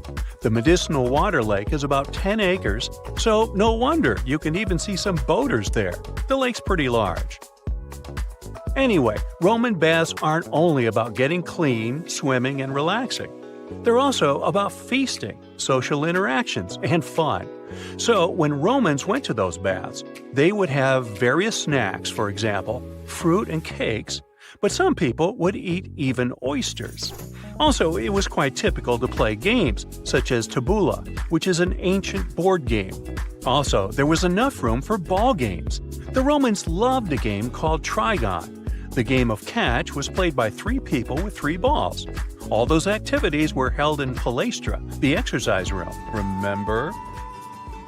As for getting clean and getting a rub down, sure thing the Romans didn't have the fancy body washes we have today. One of the best loved products was, surprisingly, oil. Now look here, see that quaintly shaped piece of metal? It's called a strigil, and it's a sort of ancient washcloth. Yeah, the washing procedure was quite different back then. Today, we lather the shower gel and rub the body with a washcloth. But in ancient times, people had another approach. The Romans would cover their bodies with oil, which would soften up the dirt on the skin, and then they would scrape the oil and all the dirt off. Want to learn one more crazy fact about ancient hygiene? Ancient Romans didn't bother much about privacy. Their toilets consisted of stone slabs with holes without any dividers. So people would come there to do their business and maybe casually talk. They would also share a sea sponge used for wiping. Ooh, too much sharing. To make the whole process even more comfortable, the Romans would fix the sponge at the end of a stick. It was usually soaked in a container filled with vinegar or salty water. Well, when in Rome, I ain't doing that. Even though the fact about a shared sponge may sound gross, it seems like the Romans did care about hygiene. The Roman baths were accessible to everyone, both the rich and the poor. The baths would normally open at lunchtime and would close at dusk. The entrance fee was small, it only cost 2 denarii. Denarii was one of the smallest denominations back then. It's hard to say how much it's worth in today's dollars, because it has no monetary value now. But historians claim it wasn't much. More so, on some occasions, for instance, on public holidays, there was no entrance fee, so anyone could hang out in the Roman baths for free. 2 centuries ago, a 31-year-old Frenchman stormed into his brother's office in Paris. He had only one thing to share. "I've got it!" The man was so excited that he immediately collapsed. He spent the next 5 days in bed recovering his health. Who was this mysterious person, and why was he so thrilled? Jean-François Champollion made one of the greatest scientific breakthroughs in human history. He had cracked the code of Egyptian hieroglyphs. This enabled scientists to finally unravel the secrets of this ancient civilization. They weren't able to read hieroglyphs for nearly 2,000 years. After the Romans took over Egypt, the intricate writing system slowly faded away from people's minds. The last of the hieroglyphic texts date back to the 4th century. For thousands of years, Egyptians used images to show their lives. But the knowledge of how to read these pictures was lost to modern science. The story of hieroglyphs began in 3250 before current era. That's when ancient Egyptians developed writing. Their motivation was to better organize the distribution and storage of goods. One of the earliest examples is a ceramic jar that had an inscription in black ink. There were 2 major writing systems. The first were the hieroglyphs, which literally means sacred carving.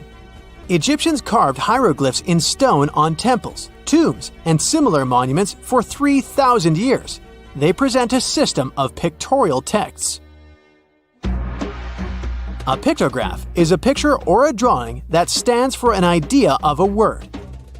It's a precursor to the true writing as we have it today.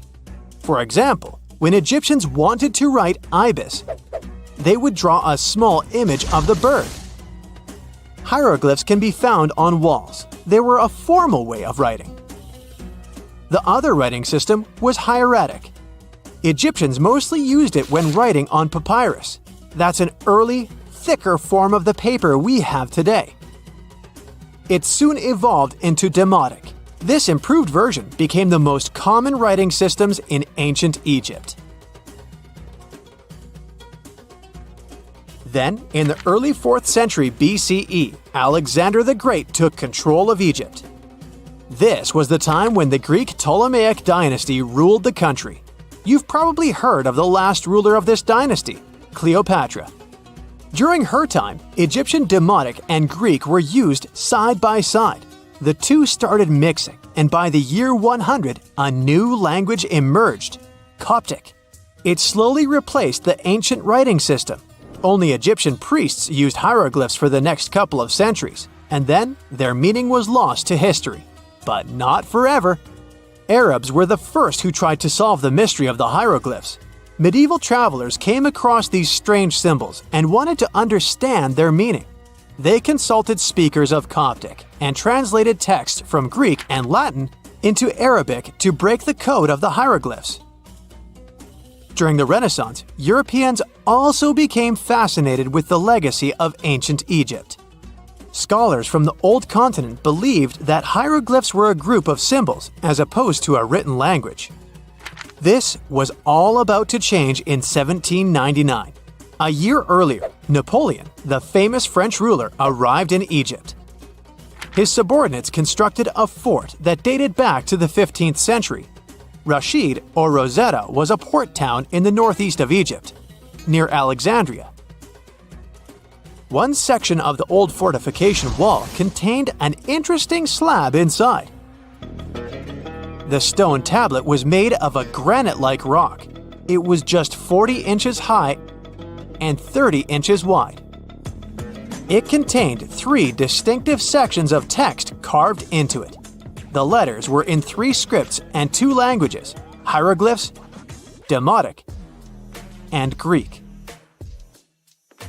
It was a fragment of a larger ancient stela. These are upright stone slabs that are used to dedicate to a person or an event, but the one from Rosetta was damaged. 2/3 of the hieroglyphic text on the top was missing.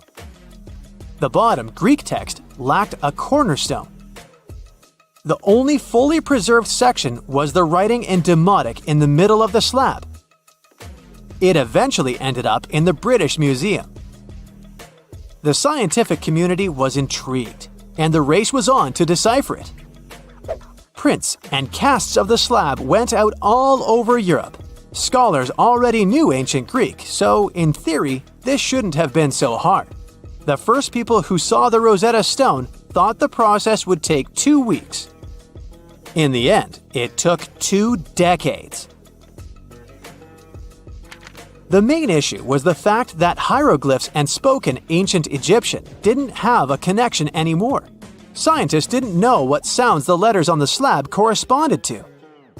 Imagine if English disappeared 1,000 years in the future. Then someone finds a tablet with the word dog. At first, they wouldn't know how to read the word or the individual letters. Even if they figured out how to pronounce the word, they wouldn't know its meaning.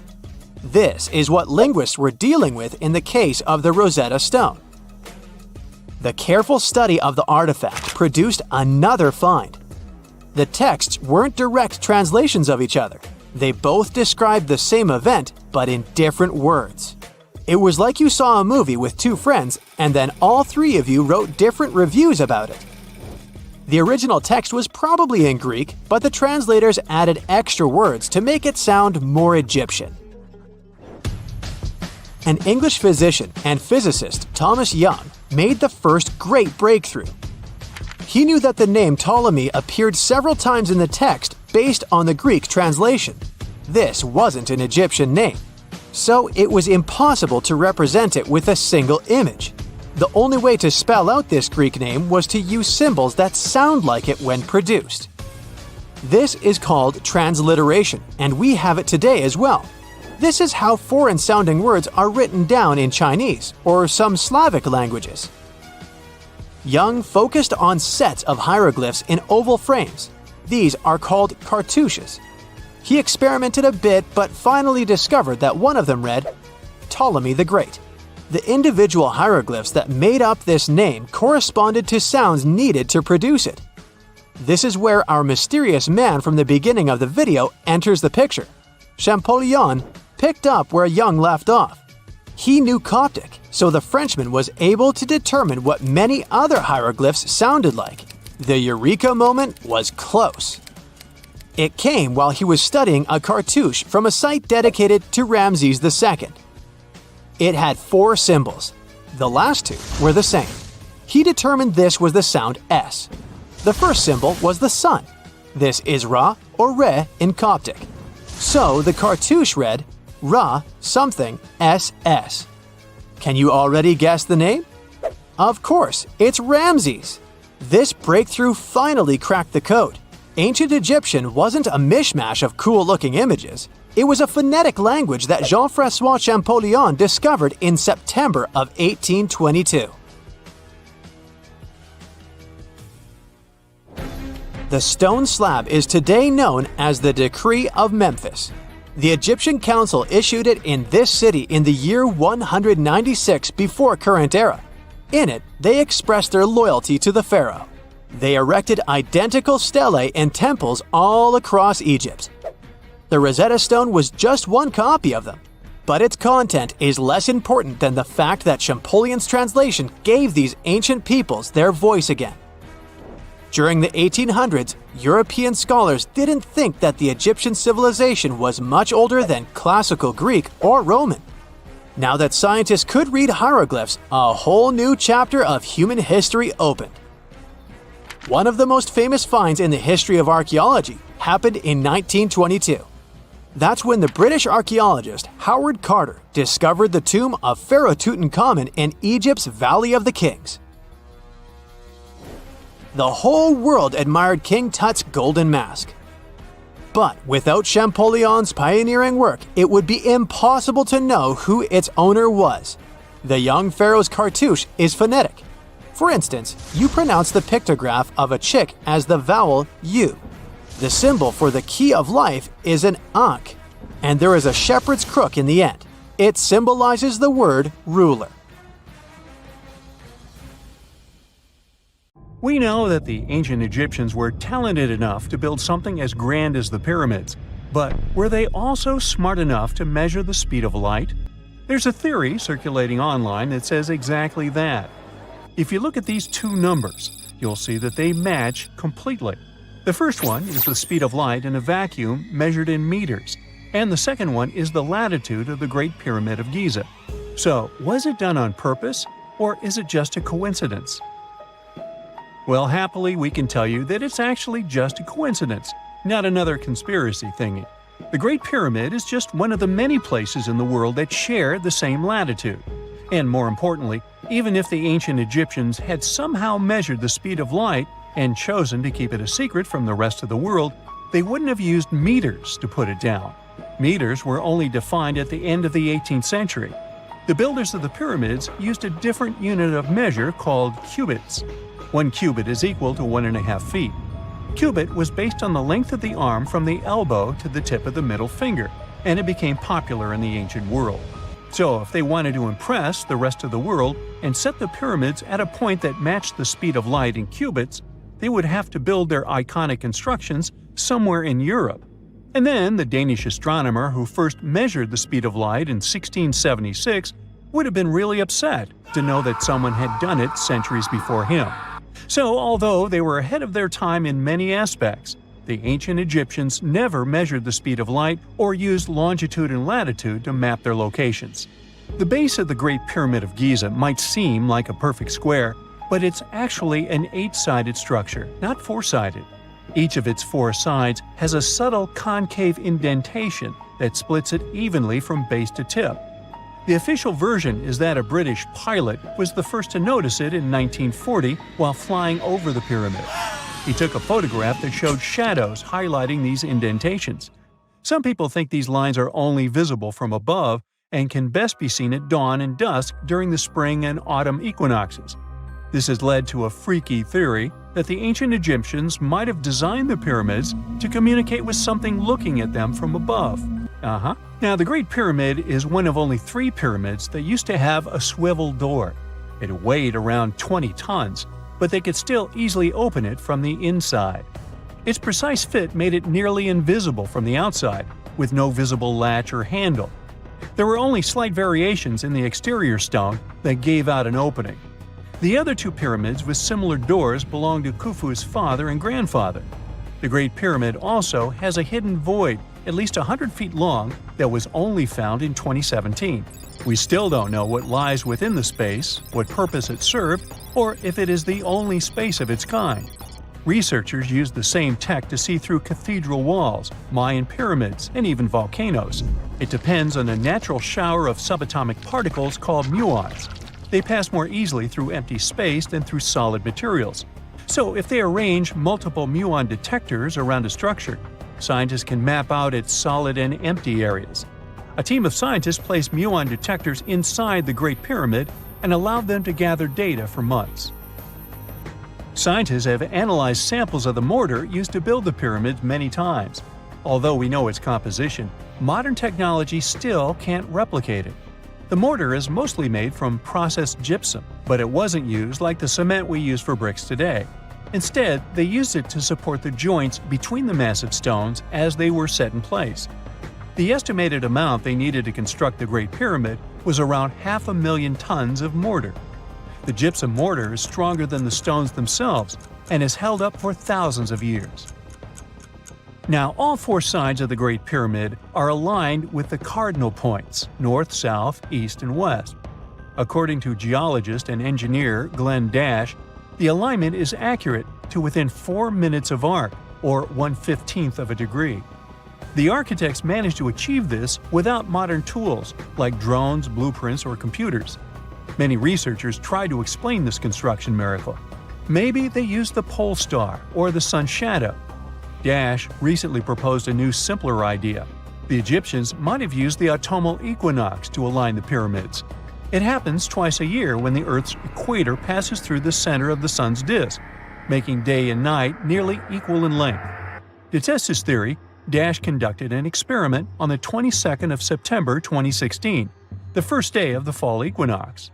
He used a special rod the Egyptians had to cast a shadow and tracked its tip at regular intervals, forming a smooth curve. By connecting 2 points of the curve with a taut string, he created an almost perfect east-west line. Dash noted that on the equinox, the shadow's tip runs in a straight line, nearly perfectly east-west, and with a slight counterclockwise error. There's a similar error in the pyramids. Although his experiment was conducted in Connecticut, Dash believes that the same method would work in Egypt. All the ancient Egyptians needed was a clear, sunny day. They could determine the fall equinox by counting 91 days from the summer solstice. But they left us few clues, and no engineering documents or architectural plans have been found that explain their methods. So they might have mapped shadows, but it's not definite. Now, scientists have long wondered how heavy stone blocks were carried to the pyramid sites, and they might finally have an answer. A research team from the University of North Carolina, Wilmington, has discovered that 31 pyramids are likely to have been built along a long-lost ancient branch of the River Nile. It's now hidden under desert and farmland. For many years, archaeologists have thought that ancient Egyptians must have used a nearby waterway to transport materials, equipment, people, and whatever else they needed to build the pyramids on the river. But up until now, they weren't certain of the location, shape, size, or proximity of this waterway to the site of the pyramids. The group of researchers used radar satellite imagery, historical maps, geophysical surveys, and sediment coring to map the river branch. They believe it was buried by a major drought and sandstorms thousands of years ago. The team managed to go below the sand surface and get images of some hidden features thanks to radar technology. They found hidden rivers and ancient structures running at the foothills of where most of the ancient Egyptian pyramids lie. The discovery of this extinct river branch helps explain the high pyramid density between Giza and Lisht, in what is now an inhospitable area of the Sahara Desert. Now, Egypt isn't the only country with the most pyramids in the world. The champion's title here goes to its southern neighbor, Sudan.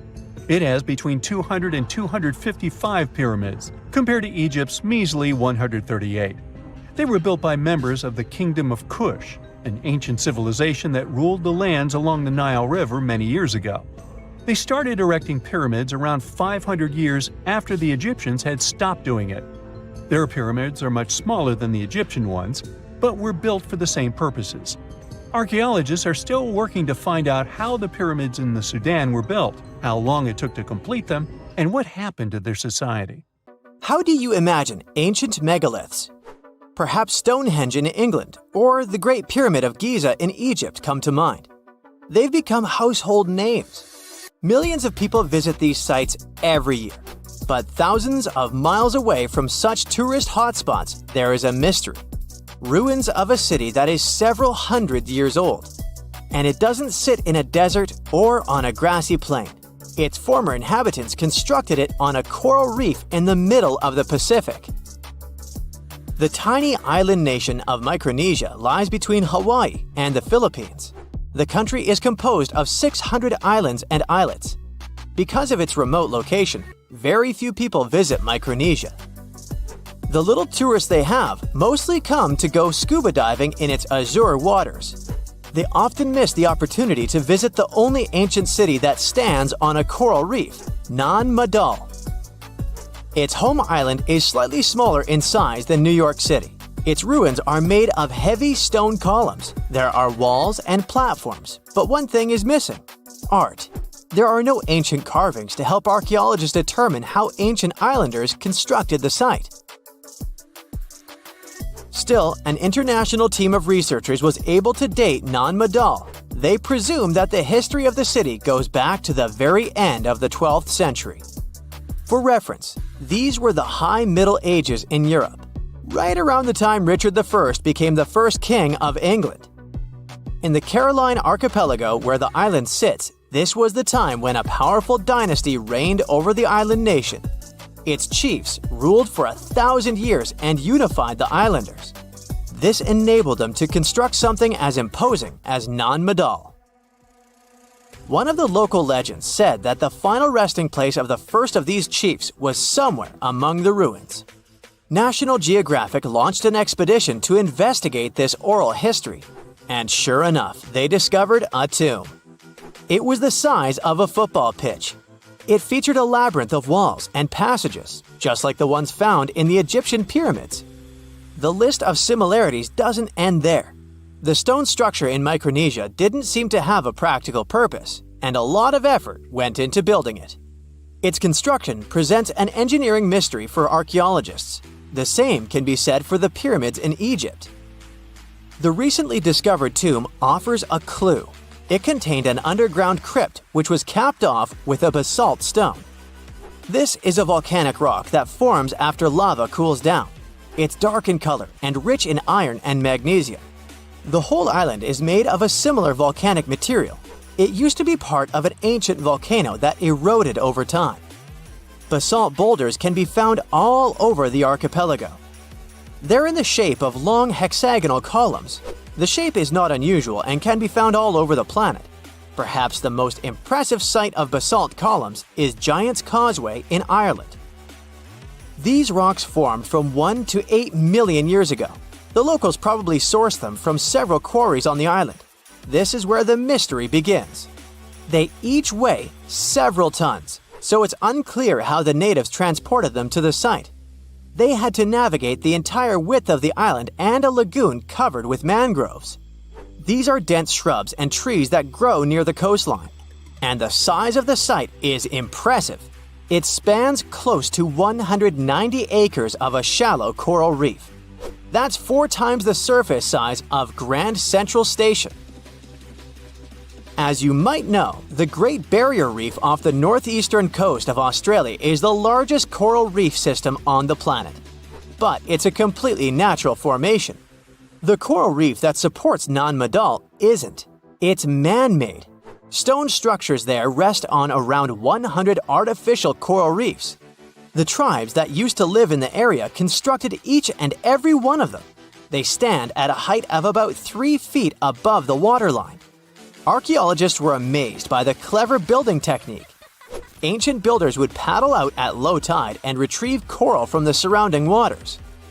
The conditions for it to grow fast here were perfect. Then, they placed parts of the coral inside underwater frames of stone. Once the first level was filled in, they added another row of stones and repeated the process. This allowed the foundation to rise above the water level. These islets were crisscrossed with tidal canals. The site had 12 walls to protect it against the sea. Harbors today still have similar breakwaters. The general layout of Nan Madol earned it the nickname the Venice of the Pacific. The coral base was strong enough to support the weight of all those basalt columns. Some estimates reveal that all the stones used in the construction weighed 250 million tons. This makes sense when we look at the largest monoliths on the site. These are massive stones that can be both artificial and naturally occurring. An individual cornerstone from the city walls weighs close to 55 tons, and there are several of them stacked on top of each other. The wall they form is higher than a telephone pole. In 1995, the Discovery Channel did an experiment for a special on Nan Madol. They constructed bamboo rafts to test how the ancient builders moved stones around. They were a fraction of the width of the real monoliths. The rafts sank almost immediately. The site's been sitting uninhabited for centuries now. The island's first settlers came by sea around the 1st century. Historians believe they arrived from the nearby Solomon or Vanuatu Islands. The city became a regional administration center at the end of the 11th century. Its heyday is associated with the powerful ruling dynasty.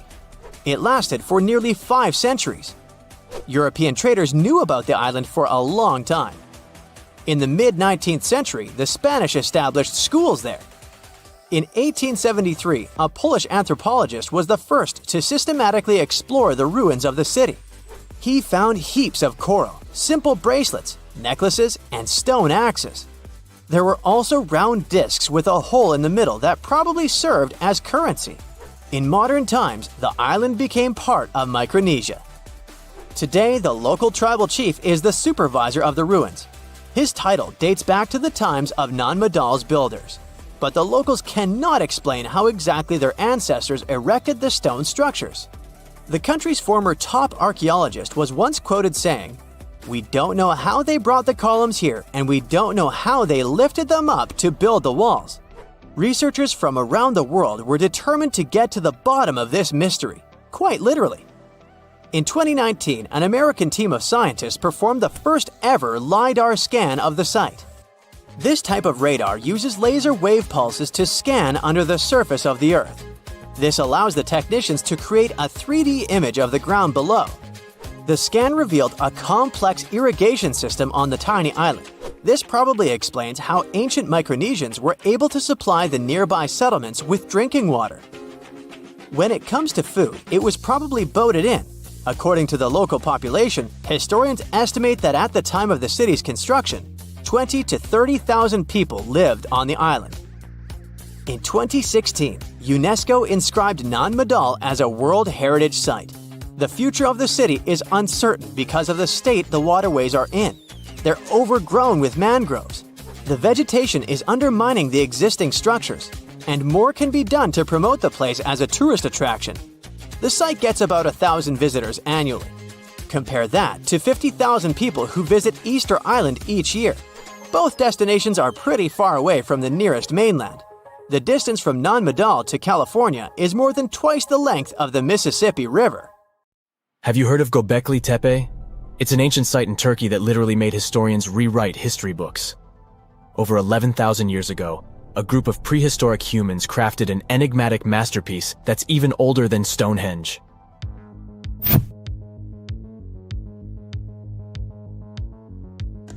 Before its discovery, archaeologists believed that people didn't know about iron and weren't good at making pottery. They were sure that settled life only emerged with the need for agriculture. But Göbekli Tepe changed this belief.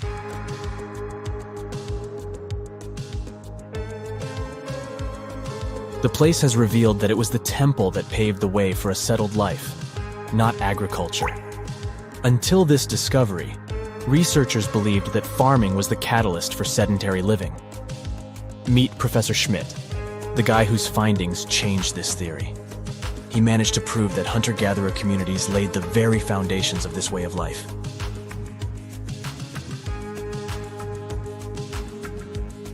Back in the 1960s, other archaeologists visited the area, but they totally missed the mark. While surveying the region, they stumbled upon a hill with scattered limestone slabs and concluded it was just an old burial ground from medieval times. Little did they know that there was so much more to uncover.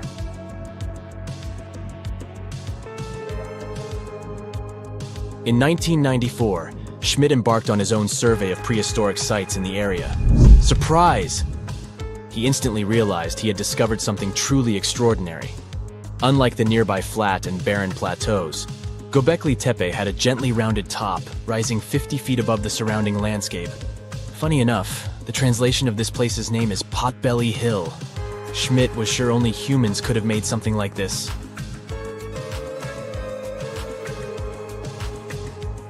Those broken limestone pieces that were mistaken for gravestones turned out to be way more exciting. It was like stumbling upon a hidden treasure. The pieces took on a whole new meaning, and Schmidt with his team was about to dive into the secrets waiting beneath the surface. To their surprise, they found no traces of a settlement. No hearths for cooking, no houses, and none of those adorable clay figurines commonly found in nearby sites of similar age.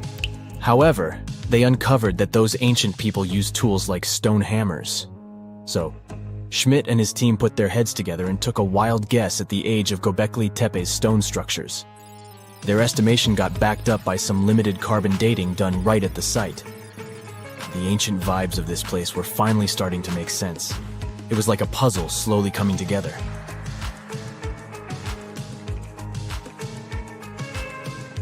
You may think that back then, people didn't have special tools to create something as cool as Göbekli Tepe. Not true. Turns out, these prehistoric folks used flint tools instead of fancy metal chisels. They were also skilled at chipping away softer limestone and crafting pillars right on the spot. Afterward, they carried the pillars a short distance to the summit and placed them upright. Once the stone rings were complete, they covered them with layers of dirt. Over time, they added new rings, and voila! You've got a cool hill to impress people in the future.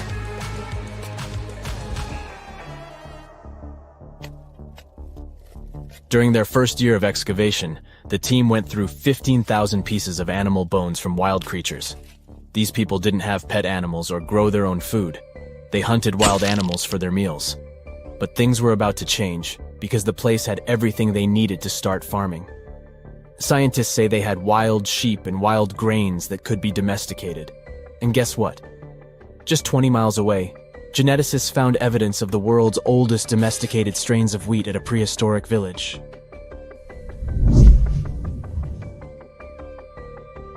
These amazing findings have completely changed how we view civilization.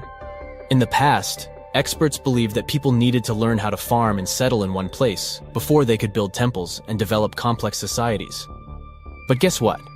Schmidt's research flips that idea on its head.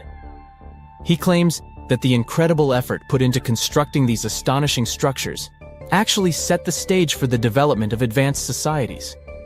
It means that societal and cultural changes happened before agriculture. Schmidt has this fascinating hypothesis about Göbekli Tepe. He thinks it could have been a special burial site where people left their loved ones. And here's the twist. The burial site was adorned with fancy statues and symbols representing deities from the spiritual realm. The idea that Göbekli Tepe could have served as a sacred place adds another layer of complexity to the whole story. While the site's true purpose may remain elusive, Schmidt's insights invite us to consider the profound interplay between life and the afterlife, and the deep reverence ancient hunter-gatherer societies may have had for their departed ancestors. Now let's talk about the stars of the show, the mesmerizing T-shaped columns that dominate Göbekli Tepe. These mysterious structures range from 10 to 20 feet tall and most likely represent stylized human figures. But one figure stands out from the rest, the three-dimensional lion relief. This depiction really fires up our imagination. Why? Because it hints at the possibility that lions roamed Anatolia during the Neolithic period.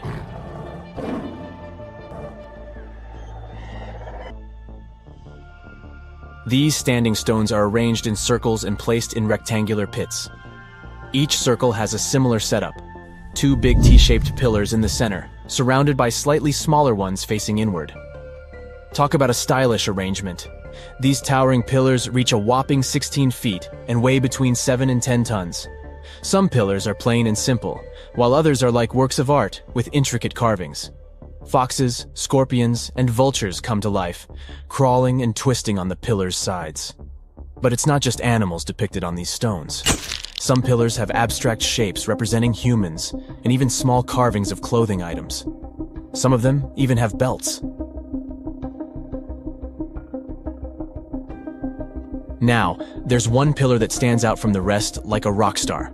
This super old stone pillar suggests that a comet crashed into Earth. It happened during a chilly period that lasted about 1,000 years. Previous studies examining Greenland ice cores hinted at this comet theory, but now the carvings at Göbekli Tepe prove it right.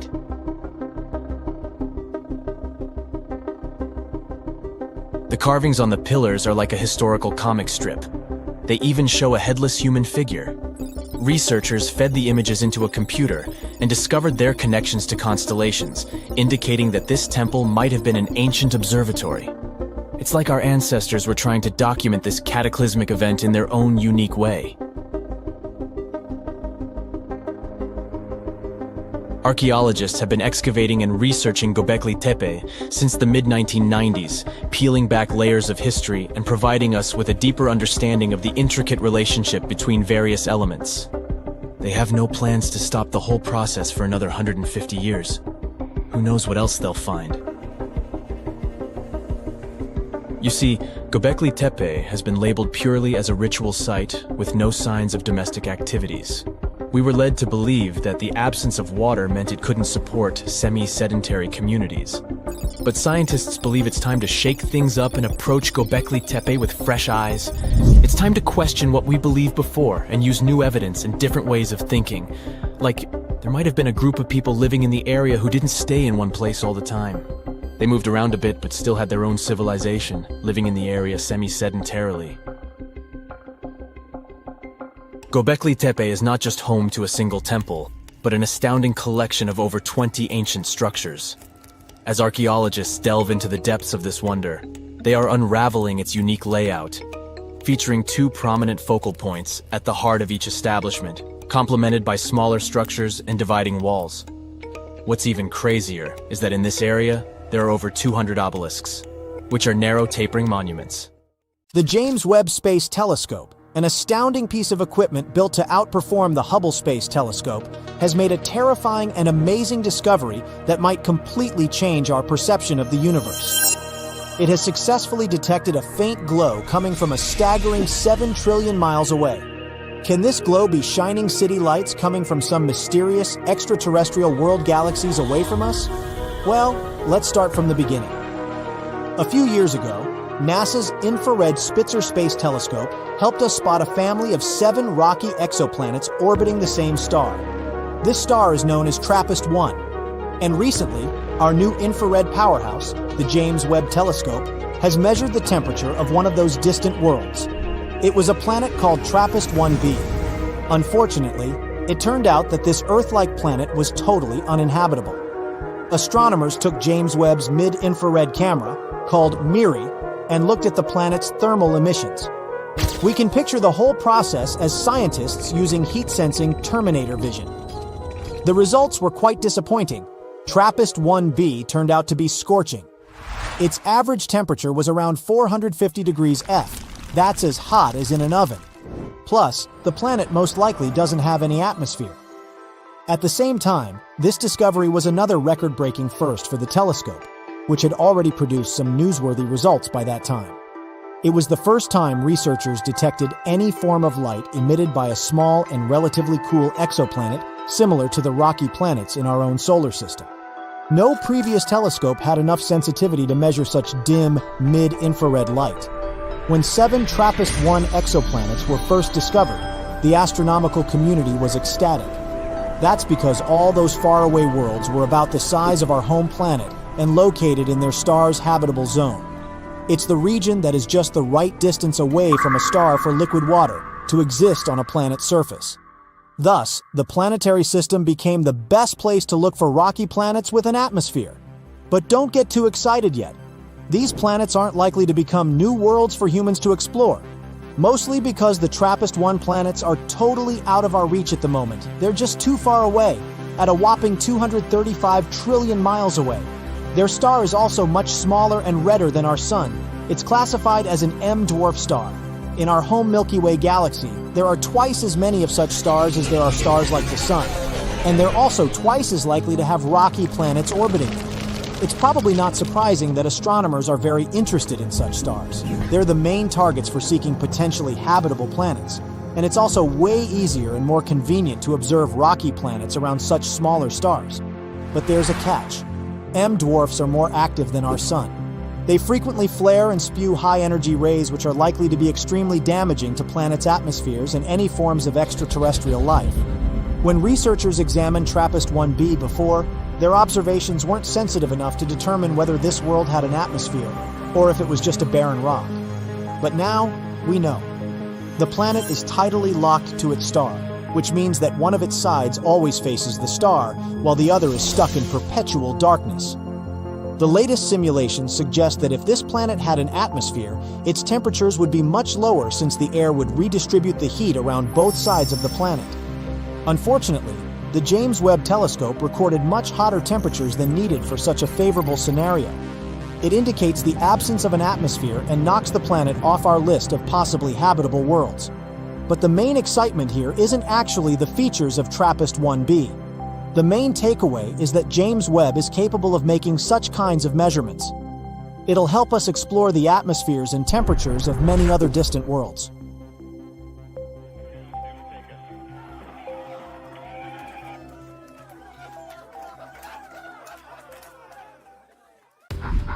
Now, have you ever seen cricket balls that are 3 billion years old? Klerksdorp spheres were found in deposits of the mineral pyrophyllite in South Africa and rock the science world. They do look like tiny ancient cricket balls with seams-like lines around the middle. Back in the 1980s, some folks claimed these spheres had been made by an advanced pre-flood civilization we know nothing about. One museum curator shared stories about how they rotated on their own in a display case. There was also a TV show that invited a psychic who declared the spheres were pieces of an ancient spaceship. But according to geologists, these spheres are actually pretty common concretions or spherical objects formed by different minerals than the surrounding rock. The seam-like lines are just imprints from the host rock's layers building up over time. The Klerksdorp spheres come in different shapes, from noticeably flattened spheres to distinct disks. As for that episode when one of these spheres spun on its own, the curator of the Klerksdorp Museum cleared that up too. He said that when he put one sphere on its glass shelf when a journalist came to visit, the sphere naturally rotated a bit because it's round. The area where the museum is located often experiences earth tremors from gold mining activities nearby. The oldest known human-like footprints could be 6 million years old. They were found on the Greek island of Crete in 2002. If the number is correct, it would mean that early human ancestors may have migrated between Europe and Africa much earlier than we previously thought. This doesn't mean Africa is not the cradle of humankind, though. It could just prove that early human ancestors moved back and forth between continents. Some researchers believe the footprints were left by a bipedal creature possibly related to an early human ancestor nicknamed El Greco. According to scientists who studied them, the footprints have a very human-like shape, with 5 toes and a parallel big toe. Some scientists are skeptical about it and suggest the prints might be from a late European ape. The new study analyzed fossilized marine microorganisms found in the sedimentary rocks to determine the footprint's age and prove it's actually 6 million years. The next amazing find that keeps scientists entertained is the Dorchester plot. It's a beautifully crafted metal vessel with some fancy geometric designs embossed in shiny silver. The pot was discovered in, who could have thought, Dorchester in 1852 under quite unusual circumstances. During a powerful blast, the pot broke into 2 pieces. Scientists believe it was originally embedded within a rock or boulder known as pudding stone. The rock from which the Dorchester pot emerged is dated to be around 500 million years old, so it could mean the pot itself is also that old. The current and less exciting theory suggests that the Dorchester pot is a Victorian-era candlestick holder. Such things were really trending back then, so it's not a surprise to find such fancy household item from that time. The Dorchester pot falls into the category of ooparts, or out-of-place artifacts. Those are objects that seem too advanced for the time period they're supposedly from. If we accept that the pot is 500 million years old, then whoever made it was way ahead of their times in terms of crafts and tech. One extra mystery is that the pot has an engraving of a plant that most likely disappeared from Earth over 100,000 years ago. Sounds like good proof the pot is really extra old. Now, it looks like the oldest map in Europe is a stone from 4,000 years ago. This Bronze Age slab was found in France in the year 1900 at an ancient burial ground. The carvings on the slab show in 3 dimensions the River Odie network with a fantastic accuracy of around 80% over an 18-mile stretch. There are other stone-carved maps around the world, but this one is unique because it shows a specific area to scale. Looks like the slab's carvings don't just map rivers and hills, but also settlements, barrow sites, and field systems. Archaeologists say the slab wasn't used for navigation, but rather to symbolize power. The detailed markings on the slab might have served to illustrate the domain of a local ruler, possibly a prince or king, to show their control over the territory. When the ruler lost power, the slab was likely repurposed as part of a burial vault. The unique artifact was stored in the cellar of a museum. For decades, no one even noticed until several scholars read older reports about the slab and decided to check it out. They conducted a detailed analysis using 3D techniques. Their research proved that the creators of the slab had not only etched lines into the rock, but also modified its surface to reflect the topography of the landscape with high accuracy. The Salzburg cube, also known as the Wolf's Egg Iron, was discovered in the late 19th century in Austria. Now, don't let the name mislead you. It doesn't look like a cube at all. It's more like a rounded object with 2 flat sides. Down the middle, there's a groove, and the surface is covered with pits and craters. This unique appearance is the reason why many people think it might be something out of this world. Workers accidentally found this artifact when they blew apart a piece of coal. The coal seam it came from is thought to be over 60 million years old. The Salzburg cube moved between museums, mysteriously vanished in the early 20th century, and then showed up again. A professor from Bonn University suggested it might be from a meteor, but they found no evidence of elements that you'd normally see in meteorites, like cobalt or nickel. Then researchers thought it must be a human-made object, possibly a Victorian-era candlestick holder. No one knows the true story of the cube or its current location. Yep, it disappeared again. Have you heard about the Meister print? It's a fossilized sandal print discovered in 1968, and it has sparked a lot of intrigue. There's a trilobite inside the print, which supposedly went extinct around 500 million years before humans even existed. But many historians think this age is an exaggeration. When Meister found the fossil, it was authenticated. But the scientist who did it didn't confirm it was a human sandal print. He only agreed there was a trilobite there. When another scientist visited the site, he found a 6-inch impression he believed was from a child's moccasin. But the footwear seemed to be new. So, could it be evidence of time travel? Proof that humans existed millions of years earlier than we thought? Or a sign that someone else visited early Earth? Or is it just a rock formation that looks like a sandal print? We still don't have the answers. Back in June 1936, a couple was walking along Red Creek in London, Texas. London, Texas? Yeah, when they stumbled upon something unusual. It was a piece of wood sticking out of what seemed to be an ancient rock formation. About 10 years later, their curious son decided to crack open the rock to see what was inside. And he saw a hammer, which looked surprisingly modern. Then, one unique finds enthusiast decided that the rock encasing the hammer was from the Cretaceous period.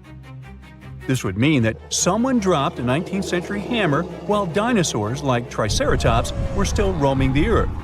So, if this hammer was truly from the Cretaceous period, then the whole evolutionary theory would be wrong. And if the hammer was modern, it would mean the Cretaceous rock formation it came from was much younger than we thought. But the real answer was much simpler. The hammer was indeed modern, and geological processes had encased it in rock. Minerals can harden around an object in a relatively short time. So, the hammer was probably dropped by a miner a century or so ago, and the rock formed around it afterward. And no, it wasn't a Victorian-era candlestick holder either. Chances are, we're going to find life beyond Earth by 2035, and there's no need to travel to a galaxy far, far away. Our Milky Way galaxy is full of totally suitable environments. Don't get too hyped up though. We're talking about microbes or chemical markers, not Hollywood-like green humanoids. Even so, when we finally find traces of life, it will change how we see our place in the universe. NASA's Kepler Space Telescope discovered something incredible. Almost every star has planets, and many of these planets might be habitable. Rocky planets like Earth and Mars are even more common in our galaxy than gas giants like Saturn and Jupiter. Also, we already know that our galaxy is very rich in water. There's water in interstellar clouds where stars and planets form, in the debris disks around other stars, in comets, just everywhere. What's really hard though is finding life itself. Ideally, to finally find it, we need to land on every single planet out there and literally check under each rock. But thanks to the newest research, we can at least narrow down the search to potentially habitable worlds. The James Webb Space Telescope, a super powerful telescope that was launched into space in 2021, is onto this. It checks the atmospheres of nearby super-Earths, rocky planets that are a bit bigger than Earth. It searches for life-related gases, chemicals that can only be produced by living things. And they already found some clues. For example, they detected signs of such a chemical on a planet called K2-18b. This planet is 120 light-years away, which is pretty close on a space scale. This planet is in the Goldilocks zone, which means a zone around the star where the temperatures are just right for liquid water to exist. It orbits a red dwarf star, the smallest type of star there is. Such stars are a bit fainter than our Sun. It will take about a year to check if these hints of life are real. If so, it would mean that life is much more common than we previously thought. But even if it's not, there are 10 more Goldilocks planets on their list to study. The James Webb Space Telescope is a very cool tool, but it has limits. It can't detect small Earth-like planets due to their size. To fix this, NASA plans to launch another tool, the Wide Field Infrared Survey Telescope. This one will be even better at spotting such planets and life-related chemicals. And also, we have the SETI project. SETI stands for Search for Extraterrestrial Intelligence. This project has been on a hunt for extraterrestrial creatures since the 1980s. They also believe that we'll find signs of life within the next 10 years. Not so long ago, they started a super big and cool project. It's called COSMIC, and it uses an array of radio telescopes in New Mexico. You might have seen those in the movie Contact. COSMIC allows scientists to listen to hundreds of thousands and potentially millions of star systems at the same time. If there are any interesting signals, scientists can check them right away instead of waiting for weeks or even months. The signals themselves are often very sudden and short, but Cosmic can detect even the shortest ones that last nanoseconds. Cosmic can also help with other research, like studying mysterious and unexplained fast radio bursts, or even dark matter. This is the biggest and most powerful tool for searching for extraterrestrial life we've ever created. But it's not enough to just listen. Why don't we reach out ourselves? NASA has sent some signals into deep space. In 2002, their Deep Space Network sent a signal to the Pioneer 10 satellite. But there was an obstacle in the path: a white dwarf star 27 light-years away from Earth. If there's a planet around this star, perhaps the signal reached them too. If there are any intelligent species there, we could receive a reply by 2029. The DSN keeps sending powerful transmissions into space. These signals will bump into 222 stars within the next 3 centuries. Maybe someday we'll receive a reply from somewhere far away. But why haven't we received a response yet? There are about 200 billion galaxies in the universe, each with around 100 billion stars.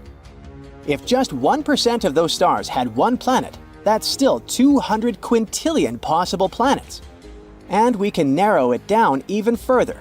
If the chance of them having life is 1 in a trillion, that would still leave us a few 100,000 planets. So, where is everyone? This is a famous question known as the Fermi paradox. The first possibility isn't that terrifying. It's possible that the universe is full of life, but this life isn't intelligent in our traditional sense. Some planets might have microbes, birds, or space dinosaurs. This is called the Great Filter Theory. It suggests that there are certain filters that life has to overcome in order to become intelligent, and maybe other species just haven't overcome them yet. Think about it. Life on Earth started in the ocean, then crawled onto land, diversified into many forms, went extinct in massive events 5 times, evolved again, and eventually led to humans. We built societies, developed healthcare, and only then started searching for another life. There's another idea called the Gaian bottleneck hypothesis, which suggests basically the same thing. While it might not be too hard for basic life to start, it's incredibly tough for that life to survive and thrive over long periods.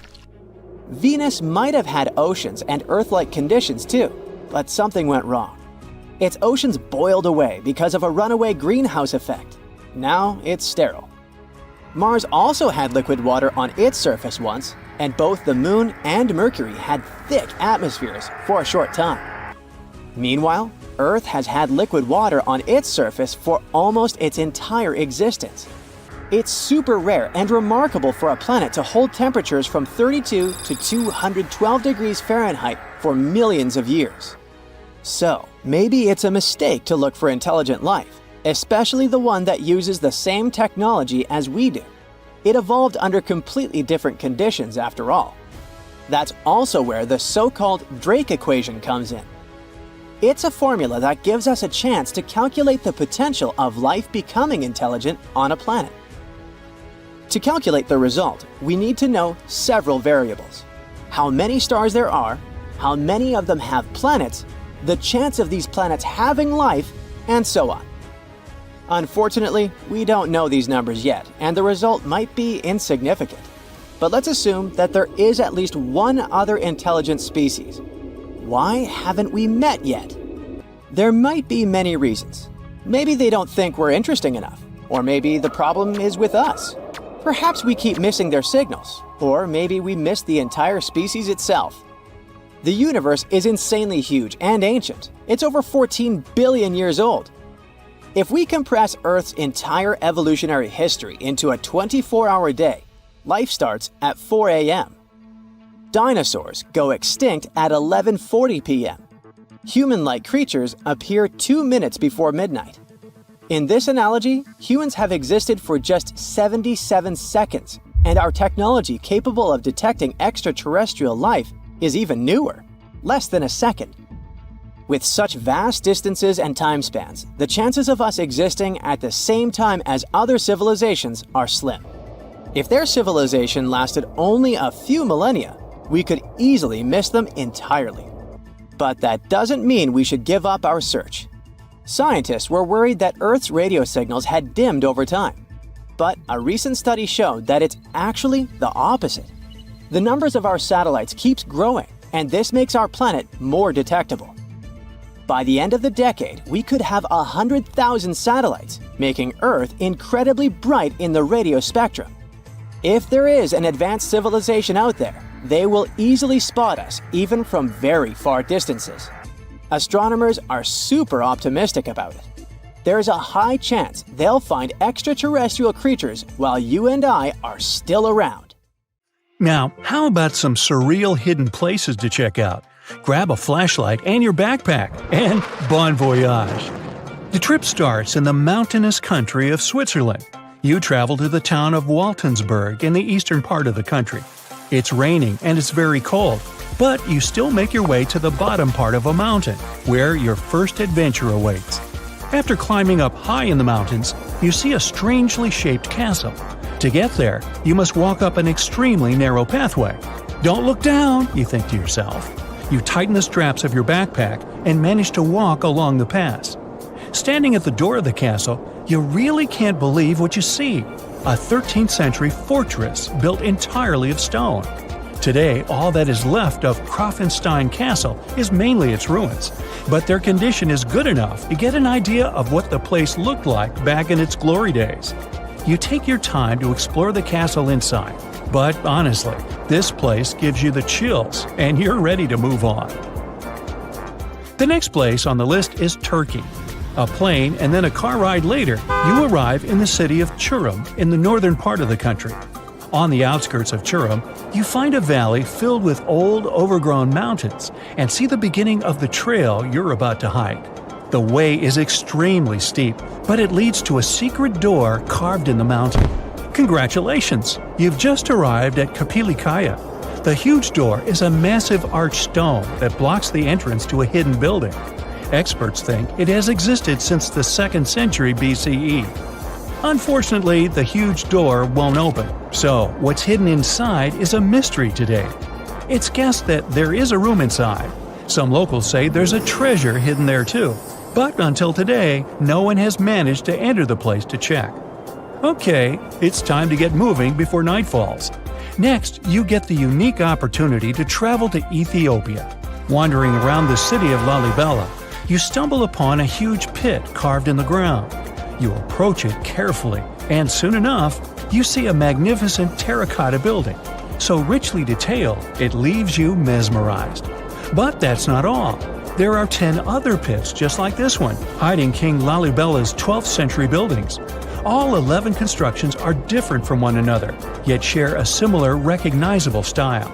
They were hand-carved over the span of 24 years, only with the help of chisels, which is unbelievable given that these buildings are up to 50 feet high. That's about as tall as 5 African elephants stacked on top of each other, if you could do that. This unconventional way of construction made them entirely monolithic, meaning they were carved out of just one gigantic piece of rock. Pretty impressive, huh? Once you leave Ethiopia, you grab a flight to southern Italy, right there on the tip of the boot. No hiking is needed here. Whew! Your friend takes you to a site called Sassi di Matera. It's a Paleolithic city carved in the slope of a steep hill. You might feel like you've traveled in time here, as local stone houses and ancient buildings are unlike anything you've ever seen before. The site, also known as De Sassi, is suspected to be one of the first human settlements in Italy, dating back to over 9,000 years ago.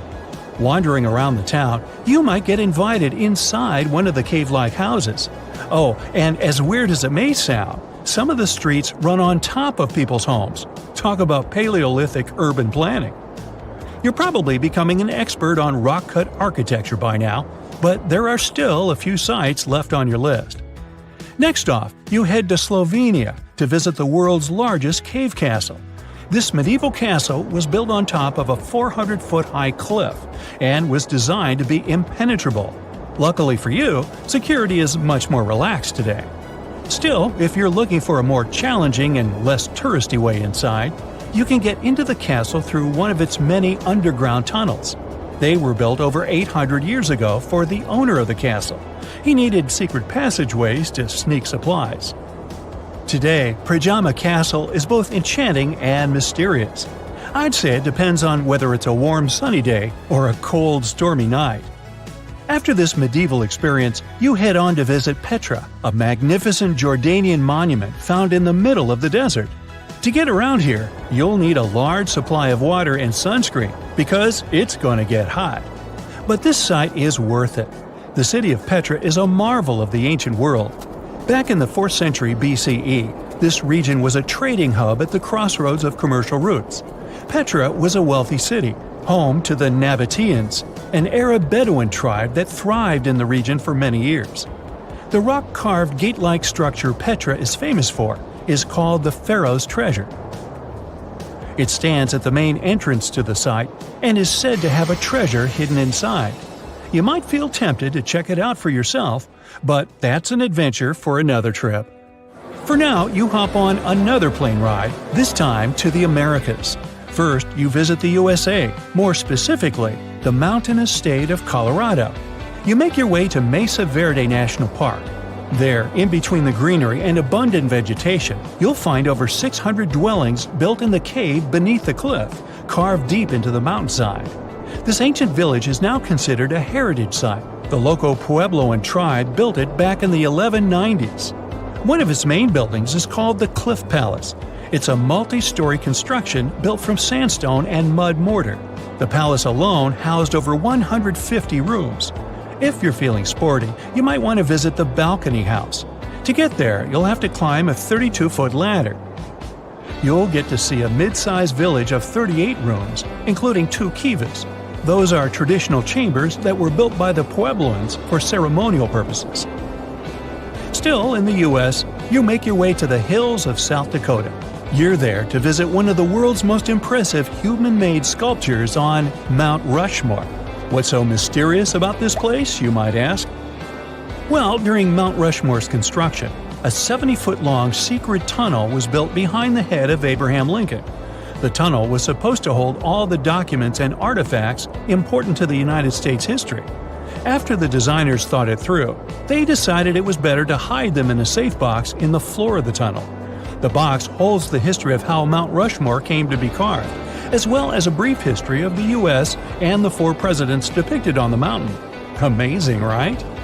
Now, you're headed down to Machu Picchu, a South American site hidden between the Peruvian mountains. Machu Picchu itself is already a mystery. Researchers still don't know why or even how the ancient Incan civilization managed to engineer the stone-built citadel all the way back in 1450 CE. To get there, you must endure a 3-day hike, reaching the impressive altitude of 8,000 feet above sea level. Or you can get a train, but that's no fun, right? You're here to check on a relatively new discovery.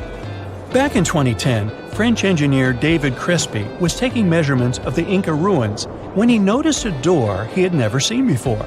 It was sealed off by stones. He went back to the site a few months later with an electromagnetic scanner.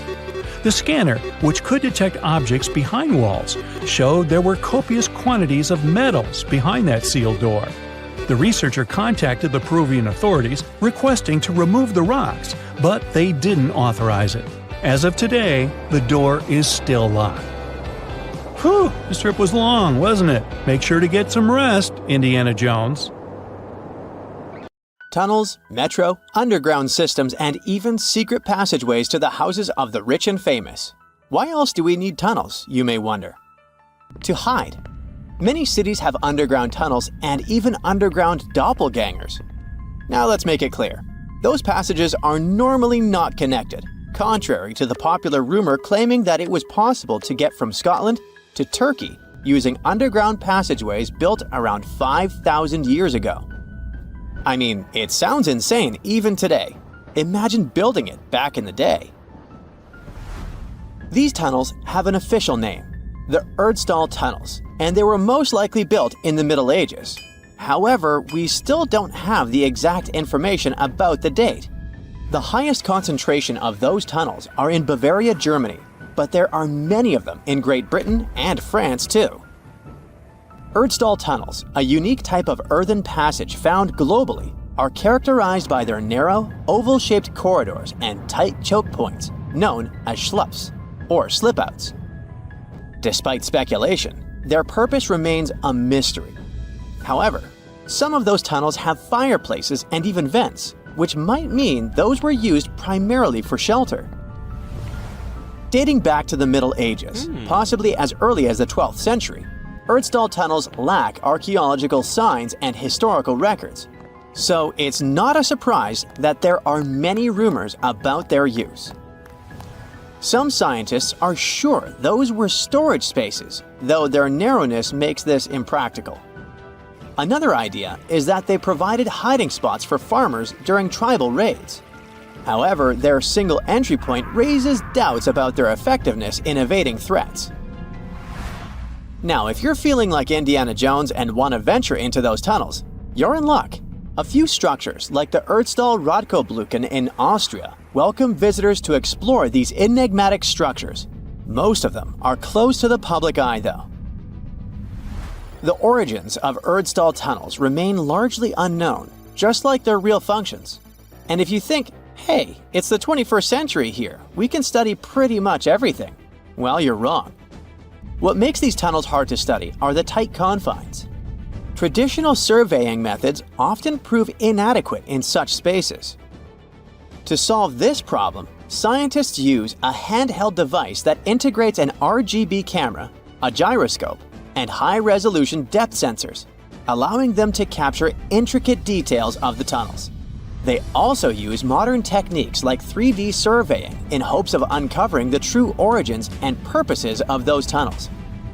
One hypothesis even suggests they may have been poorly conceived dwellings, abandoned when their inadequacies became apparent. Still, not everyone quite agrees with this idea.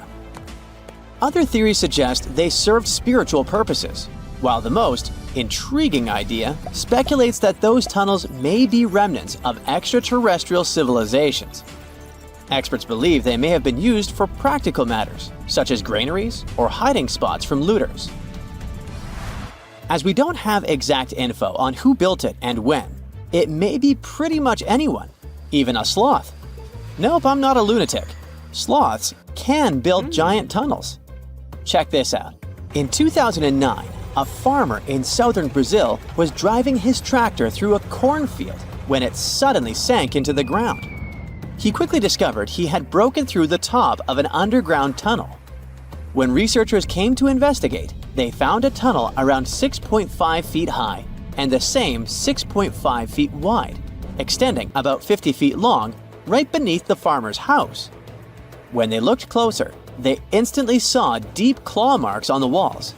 That was the proof the tunnel wasn't human-made.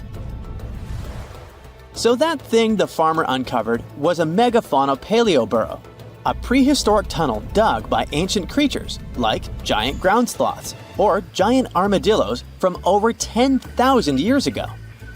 I know, it's hard to imagine those beasts, but let me help you. Take a hamster. Now, increase it to the size of an elephant. Don't forget, this 13-foot-tall hamster could also walk on two legs. During their time, around 15 million to 10,000 years ago, many species of sloths and giant armadillos roamed the Americas, some even digging similar tunnels. Today, many of these tunnels are filled with sediment, though some remain clear, similar to the one the farmer discovered.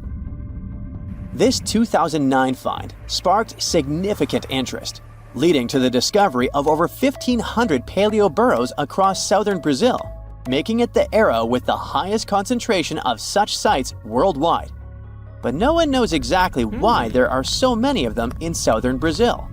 While some paleoburrows exist throughout South America, none have been found in North America, which is weird since those huge sloths roamed the entire continent. The exact purpose of these large tunnels remains a mystery, but scientists believe they may have served as nursing spaces, temperature regulation, or hibernation areas. Tunnels likely developed over centuries as successive generations of sloths and armadillos expanded them. Now, let's take a look at fugus. No, not the Japanese fatal delicacy, and no, not a town in New Guinea. To see them, we gotta travel to the UK. So fugus are underground structures too, but they don't look exactly like tunnels. They are dry stone structures. They look as if a cave had been decorated with stones from the inside. There are only around 15 of them found so far, and most of them are located in Cornwall. According to the estimates, those tunnels were built about 2,400 years ago, and they're still in pristine condition, which is truly fascinating. I mean, back in the day, people had no cool machinery whatsoever, yet their structures still last. And if you dare to buy an apartment today, well, chances are you won't be too happy about the quality. Going back to our fugus, there's nothing extraordinary about their supposed purpose. They could be used for spiritual purposes, as a place to hide, or a food storage. The latest application, though, is a bit weird. I guess it's not a secret for anyone that England is famous for its excessive humidity. And if you want to store your food properly, you gotta avoid the humidity at all costs. Otherwise, say welcome to mold and fungi. But ancient people weren't dull-witted at all, or they wouldn't have survived, and you and I wouldn't be around now. So they might have adapted those fugus to store just some products, those that already had natural molds in them, assisting in the preservation of perishable food, like milk, butter, and cheese. But hey, those are just speculations. The true reason why they were built remains unknown. What makes fugus unique is that they are intentionally built tunnels, not just excavated mines like those in Wales. They were crafted by digging deep trenches, lining them with stone slabs, covering them with capstones, and then filling over them, all of which took significant time and effort. Still, no matter how hard those were to construct, cities around the globe are often built over intricate tunnel systems, each unique to its location. For instance, Paris is famous for its extensive underground quarries, which were abandoned years ago, but still pose a risk of collapse in certain areas above. London boasts one of the largest tunnel networks in the world, including many that were specifically created for military purposes.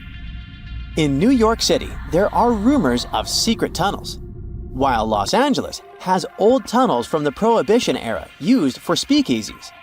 Many other cities also have their share of enigmatic tunnels, and surprisingly, Florida is no exception.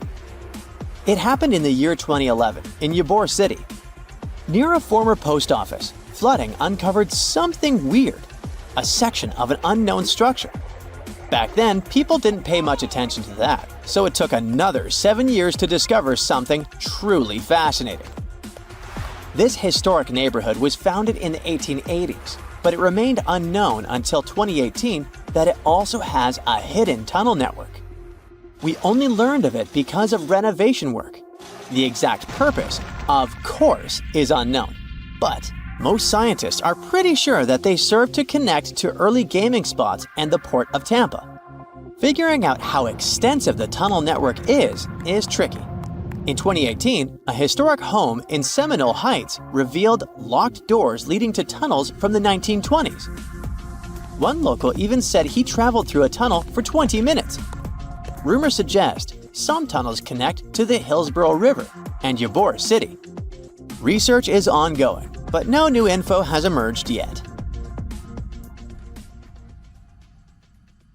A ship filled with gold and other treasures worth over $13 million was found in the middle of the Namibian desert after almost 500 years.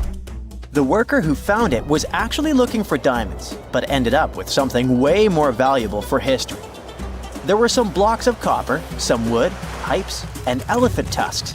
The miners called for an archaeologist, who soon realized it wasn't a disturbed beach like they thought, but a shipwreck.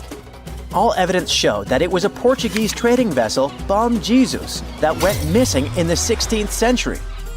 Experts believe it was a special kind of ship that was bigger, stronger, and better than older ships from Portugal and Spain. These ships were built to take Portuguese explorers on long trips to distant places like India, China, and Japan. and come back with tons of cargo. The Bom Jesus was likely carrying treasures from Lisbon, Portugal, to Western India. But it looks like on its way around the southern tip of Africa, near Namibia, a big storm pushed the ship too close to the shore. The ship hit a rock, tipped over, and broke apart, sinking into the ocean. Archaeologists found treasure from the captain's chest under the water, which probably fell out when the ship's wooden hull broke. They also found pieces of the ship scattered along the shore, likely from the violent storm and later by construction in the area. The storm must have been very fierce, but they didn't find many bones, which means most of the crew may have survived or were lost at sea. The ship was split into 3 sections and incredibly well preserved, thanks to the thick layers of sand that covered it and prevented rot. Archaeologists who studied the wreck discovered over 40 tons of cargo. There were cannons, swords, blocks of metal like lead and tin, fabrics, and tools that sailors used to navigate the stars while traveling across the ocean. The most exciting discovery was 1,845 copper ingots, weighing as much as 16 to 17 tons altogether. Those copper ingots, or pieces of pure metal, are still in great condition because the hull of the ship and layers of sand protected them from ocean water. The scientists even managed to read the trademarks on them on site and learned they were made by a super wealthy German trading company. There were also more than 2,000 shiny gold and silver coins from different countries, and 105 enormous elephant tusks weighing about 2 tons. The tusks were likely supposed to become luxury items, like jewelry or carvings at the destination. Archaeologists took some DNA samples from the tusks and found that they came from West African forests and savanna elephants. Researchers were lucky that the ship was found in a restricted diamond mining area. No scavengers were able to get their hands on the treasures. The Bom Jesus remains the oldest and most valuable shipwreck that was ever discovered off the western coast of sub-Saharan Africa. Another shipwreck recently found by accident was buried under a 10-foot tall sand dune near the Caspian Sea. Some people call it the world's largest lake, and it has water levels that rise and fall over time because of the changes in weather patterns. These changes can move sand and uncover things like this shipwreck and other treasures along the coast. As the dunes slowly disappeared, the ship started to show. Before digging it out, scientists worried that waves from the sea might damage the wreck. To protect it, they built a wall using thousands of sandbags to keep the waves away. When the ship was uncovered, they discovered it was a 3-masted, 92-foot-long merchant ship with a strong double hull. Wood samples showed the ship was built in the 18th to 19th century using trees like Scots pine, spruce, and larch from the Volga River area or the Caucasus. They even found buckwheat and plants from the same region, which were probably traded or used to feed the sailors. It proves that the ship was part of a group of merchant ships that once sailed the Caspian Sea. An amateur fisherman who was 20 feet under the sea off the coast of Turkey noticed some huge metal remains. He had an underwater camera, so he made footage of the discovery and took it to scientists. They immediately started an investigation and learned that it must be a shipwreck from the first decades of the 20th century. It could be one of the Ottoman Empire ships that had an important mission to deliver supplies, but disappeared without a trace. Scientists got permission to study this Black Sea wreck in detail to learn more about its mysteries. They're hoping to find its shipyard documents to find some answers, as the ship itself is in terrible condition and is tricky to work with.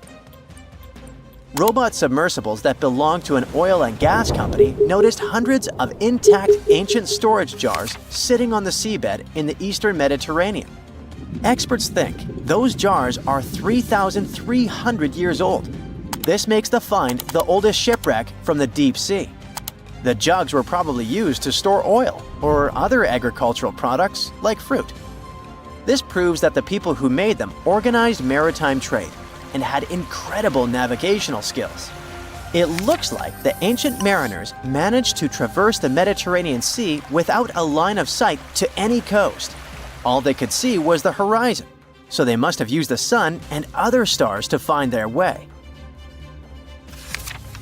Off the coast of Sicily, under 20 feet of sand and rock, archaeologists found a shipwreck so old that they aren't even sure what materials were used to build it. They think the ship is from the 5th or 6th century BCE, which means it's over 2,500 years old. This ancient ship wasn't alone. Researchers also found 2 iron anchors shaped like an upside-down T from around the 7th century of the Common Era, and 4 stone anchors from prehistoric times nearby.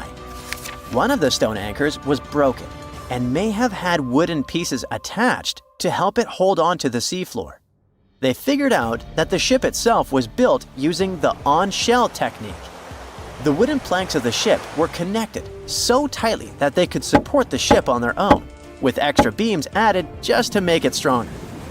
Sadly, the ship's wooden hull is very fragile now because tiny sea creatures that eat wood have damaged it over the years. Scientists are being extra careful as they study it to make sure it doesn't fall apart. This discovery is such a big deal because it was built during a time when Sicily was super important for trade. Back then, the Greeks and Punics were trying to take control of the seas long before Rome became the ruler of the Mediterranean. By studying this ship, scientists hope to learn more about how people traveled and traded in those ancient times. One more shipwreck, this time off the coast of Kenya. Could be from Vasco da Gama's final voyage. This Portuguese explorer was the first European to reach India by sea around the Cape of Good Hope. Local fishermen discovered the shipwreck in question in 2013. When an underwater archaeologist came to check it out, he found some treasures at the spot: elephant tusks and valuable copper ingots. If this find really has to do with Vasco da Gama, then it must be from the 16th century. It was the year of his 3rd and final voyage to India. Da Gama led a huge fleet of 20 ships, one of which was the São Jorge.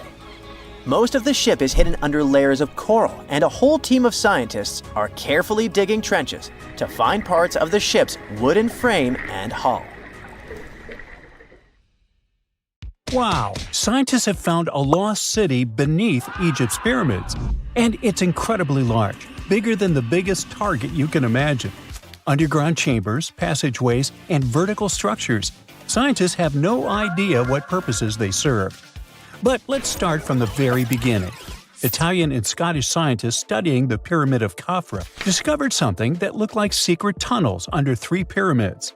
This find might change what we know about ancient Egypt. The expedition, called the Khafra Project, was led by Corrado Malunga from Pisa, Italy, and Filippo Biondi from the University of Strathclyde, Scotland. Their mission was to focus on exploring Khafra's pyramid, the second largest on the Giza Plateau. Scientists uncovered a massive structure beneath the Pyramid of Khafra. Could it be an ancient Egyptian underground city? The experts analyzed the data they had and came to the conclusion that 8 large vertical structures could be hiding beneath, possibly wells or shafts. They extend a staggering 6,500 feet across. Imagine placing 2.5 Burj Khalifas on the ground, one after another, and you get the sheer size of this find. These shafts also plunge nearly 2,000 feet underground. Some of the deepest underground stations in the world are located at a mere 380 feet underground or so. These cylindrical shafts are surrounded by spiral paths. Picture some old Gothic castle. They're connected to 2 giant, weirdly shaped chambers. Are those cubes? Or possibly bowls? Each of these chambers is likely more than 260 feet across. Now, even though we know about the structures now, no one has figured out their original purpose yet. Want to hear something even more shocking? Okay then. The team is almost sure that similar access points can be found under all 3 pyramids. In other words, all of them might be linked by a hidden system of underground tunnels, chambers, and passages. Even deeper, about 4,000 feet under the surface, there might be more unknown structures. And doesn't it add to the mystery? But the coolest news is that, according to some team members, these hidden structures near Giza pyramids could align with the legendary Halls of Amenti. In ancient Egyptian mythology, it's a place where people are believed to arrive when they're close to the end of their days. There, they are said to take a 3-day-long trial, facing their biggest fears. Now, how did scientists even discover these hidden spaces? To uncover them, researchers used 2 satellites positioned 420 miles above Earth. They sent radar signals to the Giza Plateau, and these signals generated detailed images, which were later compiled into a 3D model of the underground layout, including the newly detected shafts. Then, using synthetic aperture radar or SAR technology, which is a type of radar that can penetrate through stone, the team also spotted 5 small room-like structures hidden deep within the pyramid. One of these chambers contained a sarcophagus, which was once thought to be the tomb of Pharaoh Khafre. But now, scientists believe this was a mistake. The true burial site is likely to be elsewhere.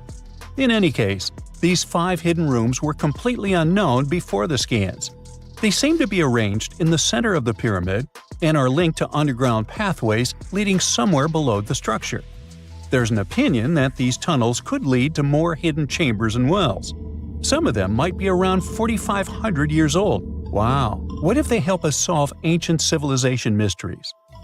Preliminary data suggests that all this underground space can be much more than a few empty chambers. There might be many more hidden structures near the Giza pyramids. How come? Well, the thing is, the structure appears to include hollowed-out sections with spiral pathways leading even deeper underground. Refining the images hinting at this could reveal an extensive subterranean network. It might be a whole city hidden under the surface. Now, despite the excitement surrounding these findings, there are also a lot of people who don't believe in the existence of the underground city. They're skeptical about the archaeological discovery in Egypt due to the lack of peer-reviewed verification. That's why several archaeologists and radar experts have challenged the validity of the claims. They've explained that the technology used to make the discovery may not be advanced enough to produce such detailed underground imagery. According to them, the 5 smaller chambers found near the surface could be natural formations, since the area had had sacred significance long before the construction of the pyramids. Some experts have even dismissed the use of radar methods in this context altogether. They call these methods scientifically unproven and question their accuracy. The discovery has also reignited discussions about ancient Egyptian myths and the possibility of hidden texts lying somewhere beneath the Giza pyramids. The layout of the newly detected underground chambers shares similarities with mythological accounts of the Hall of Records, a rumored chamber that could preserve early Egyptian wisdom. If confirmed, these findings could significantly reshape the understanding of Egypt's sacred topography. Plus, this lost city beneath Egypt's pyramid could become physical evidence of previously unknown underground structures. That's why the Khafre project is super eager to begin excavating to confirm their findings. But getting approval from Egyptian authorities is a challenging process. The discoveries still need to undergo peer review before they are accepted by the academic community. By the way, this recent archaeological discovery in Egypt comes on the heels of another discovery involving a weird structure beneath the Royal Giza Cemetery, which researchers believe is unnatural in origin. Archaeologists used remote sensing techniques and uncovered a mysterious L-shaped structure underground in the Western Cemetery of Giza. This area is known to house burials of royal family members and high-ranking officials. Many of the tombs in the cemetery have above-ground mastabas, rectangular stone or mud brick structures with flat roofs. But there is an area in the center of the cemetery where there are no above-ground structures. To investigate this unexplored region, the team used electrical resistive tomography and ground-penetrating radar. ERT works by sending electrical currents into the ground and measuring the resistance to detect remains. As for GPR, it sends radar into the ground and maps the structures based on the radar's return. The team found an anomaly about 6.5 feet beneath the surface. It appeared to be an L-shaped structure measuring at least 33 feet in length. The readings suggested that the structure had been backfilled with sand after its construction. This made the team hypothesize that it could be a mix of sand and gravel or possibly an air void.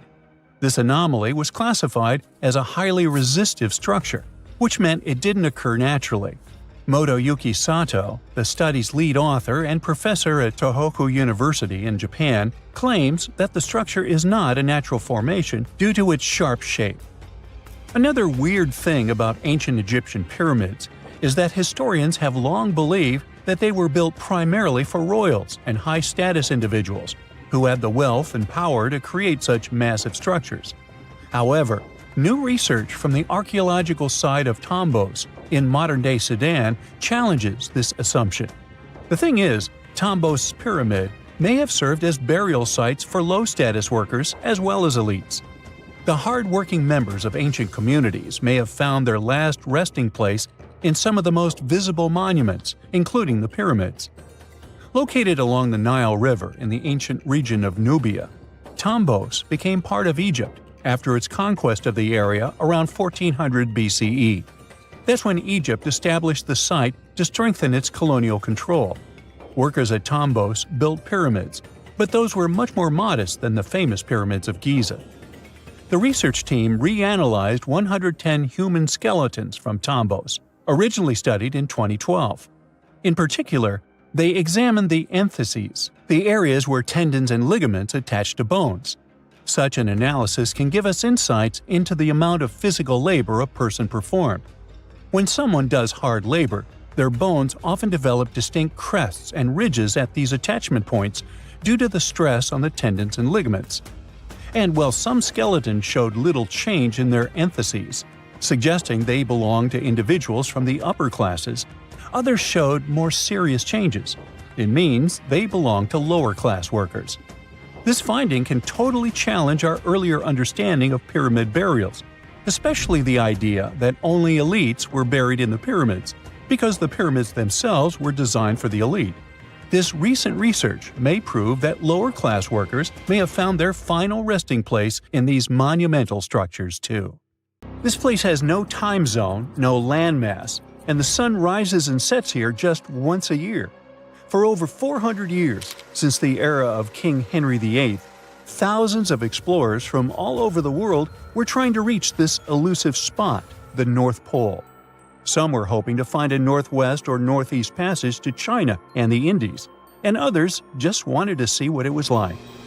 In 1773, the British Royal Navy organized the first scientific expedition to the North Pole. Constantine Phipps volunteered to lead the mission. It was difficult for the two ships to move through thick ice, and they had to be towed using smaller boats. At some point, Phipps was ready to leave the ships as they saw a completely frozen sea. But in the end, they broke free from the ice and escaped into the open sea to return home without reaching the goal. In 1882, American explorer James Booth Lockwood managed to get closer to the goal than anyone else.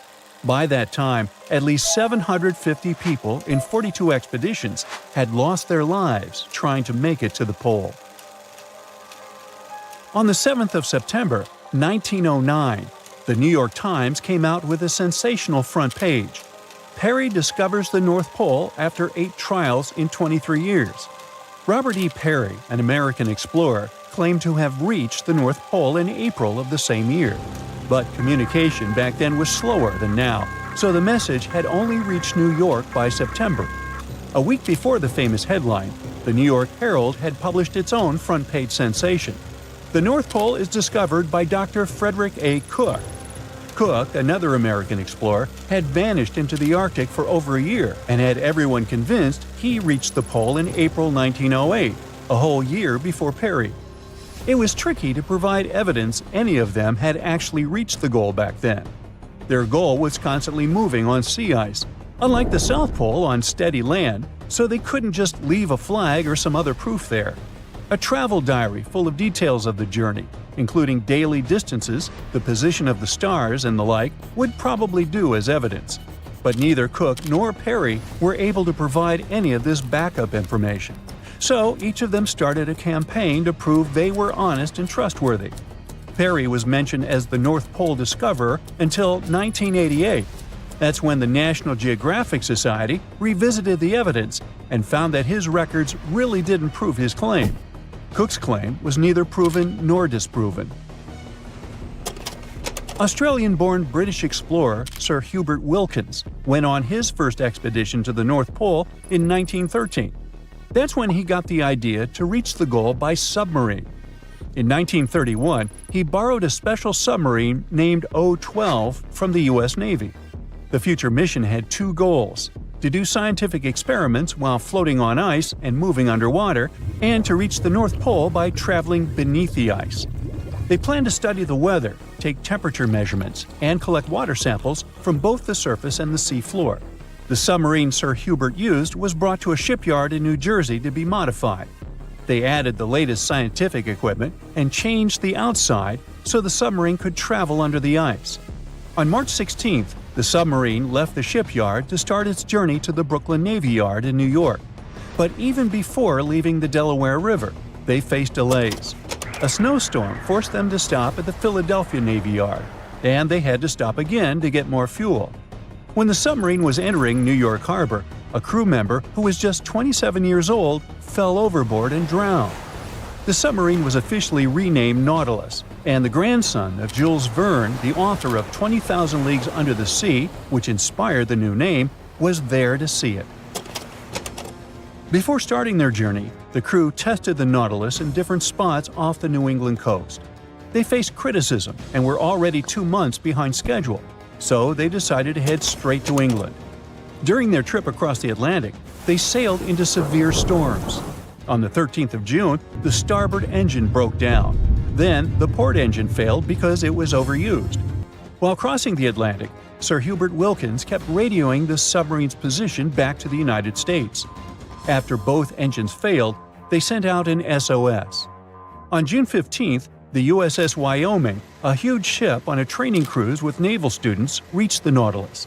The Wyoming towed the broken submarine to Queenstown, Ireland, and then it was taken to Devonport, England for repairs. They had to wait for spare parts from the United States, which caused more delays. Once the Nautilus was fixed, they headed to Bergen, Norway, to meet the submarine science officers and get more equipment.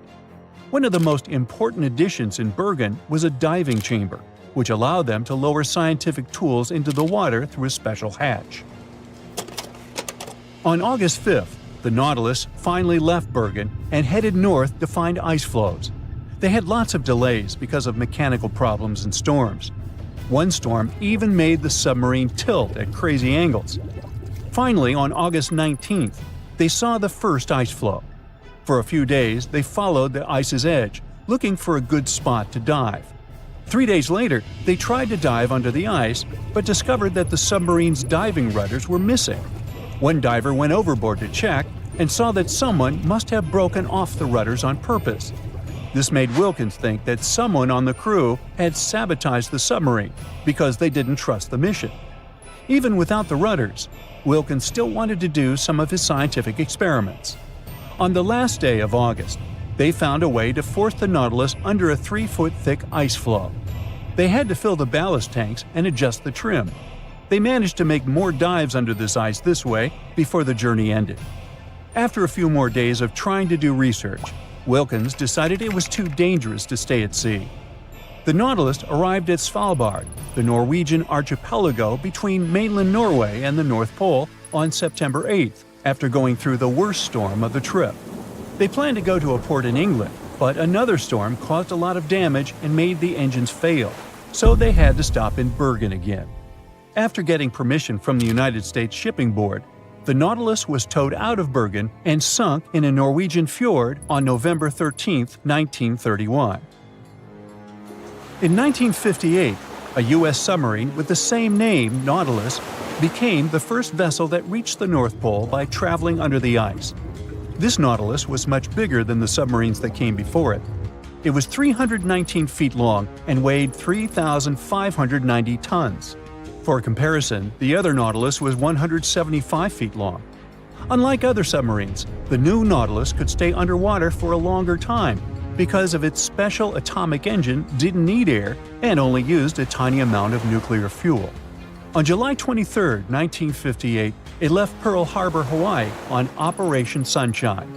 There were 116 people on board, Commander Anderson, 111 officers and crew, and 4 civilian scientists. The Nautilus traveled north through the Bering Strait and only surfaced once at Point Barrow, Alaska. On August 1st, the submarine left the north coast of Alaska and dove under the Arctic ice cap. The submarine traveled at a depth of 500 feet, with the ice above it between 10 to 50 feet thick. At 11:15 p.m. on August 3rd, Commander Anderson told his crew, "For the world, our country, and the Navy, the North Pole." And the Nautilus went right under the North Pole without stopping. On August 5th, the submarine came up in the Greenland Sea, and then 2 days later, it finished its historic trip in Iceland. This sleek, state-of-the-art submarine named Ran was sent to explore the depths of Antarctica. But as soon as it discovered something, it mysteriously disappeared. So, what happened? It all started when scientists wanted to explore one of the most remote and mysterious places on Earth, the Dotson Ice Shelf in West Antarctica. This ice shelf, silent giant, stretches 30 miles wide. That's almost the length of New York City. It stands between 2 icy promontories, the Martin and Bear Peninsulas, and it hides an entire world of geological mysteries. If you think that Antarctica is nothing but a desert of super thick snow and ice, you're wrong. There are entire landscapes hidden deep down there. The underside of the Dotson Ice Shelf is a rugged, dynamic terrain shaped by the slow, relentless forces of nature. There are towering ice formations, deep troughs, and bizarre structures stretching for hundreds of feet. Scientists are super curious about it, but as you can imagine, this landscape isn't easy to explore at all. To find out more, we have to scan the area with satellites or try drilling through the snow, trying to collect the big picture, piece by piece. But these methods only gave us vague hints. The real breakthrough happened when scientists came up with the idea to let the submarines explore it. Autonomous submersibles could swoop deep into the icy waters beneath the Dotson Ice Shelf and tell us what's up down there. These robotic explorers have fantastic advanced sonar systems. It's that thing that bats or dolphins do. They can use sound to see the world. Basically, they send out sound waves underwater, and when those waves hit something like the ice shelf above or the seafloor below, they bounce back to the system. Animals feel how long it took for the sound waves to return and how they changed. And this helped them understand what's located where. For example, clicks that dolphins send out tell them where the fish are. We copied this crazy evolutionary trick and adapted it to our underwater exploration. Only our version is much cooler, with a higher level of precision, so we created detailed maps of the environment. The Rand submarine was one of those robotic explorers. It was named after the Norse deity of the sea. Ran had been meticulously programmed to navigate a treacherous landscape of Antarctica. But even with all this training, its journey led to an unexpected and eerie end. In 2019, Ran was sent to explore the depths beneath the Dotson Ice Shelf. It was a hero, the first one to go on a mission like this. The team said it was like seeing the other side of the moon. For 27 straight days, it worked tirelessly. It traveled over 620 miles beneath the thick ice. That's like a journey from Paris to Berlin. Ran went further and deeper than anyone could have imagined. At one point, it reached over 10 miles into the glacier's belly, and what it discovered down there was astonishing. Scientists thought there would be some smooth, uniform ice surfaces, but Ran revealed an underside marked by huge cracks, ridges. There were formations that looked like sand dunes, frozen in time. And finally, it found some mysterious swirling and teardrop-shaped patterns. They all looked more like art than geology. This actually tells the story of ice shelves and the ocean around it.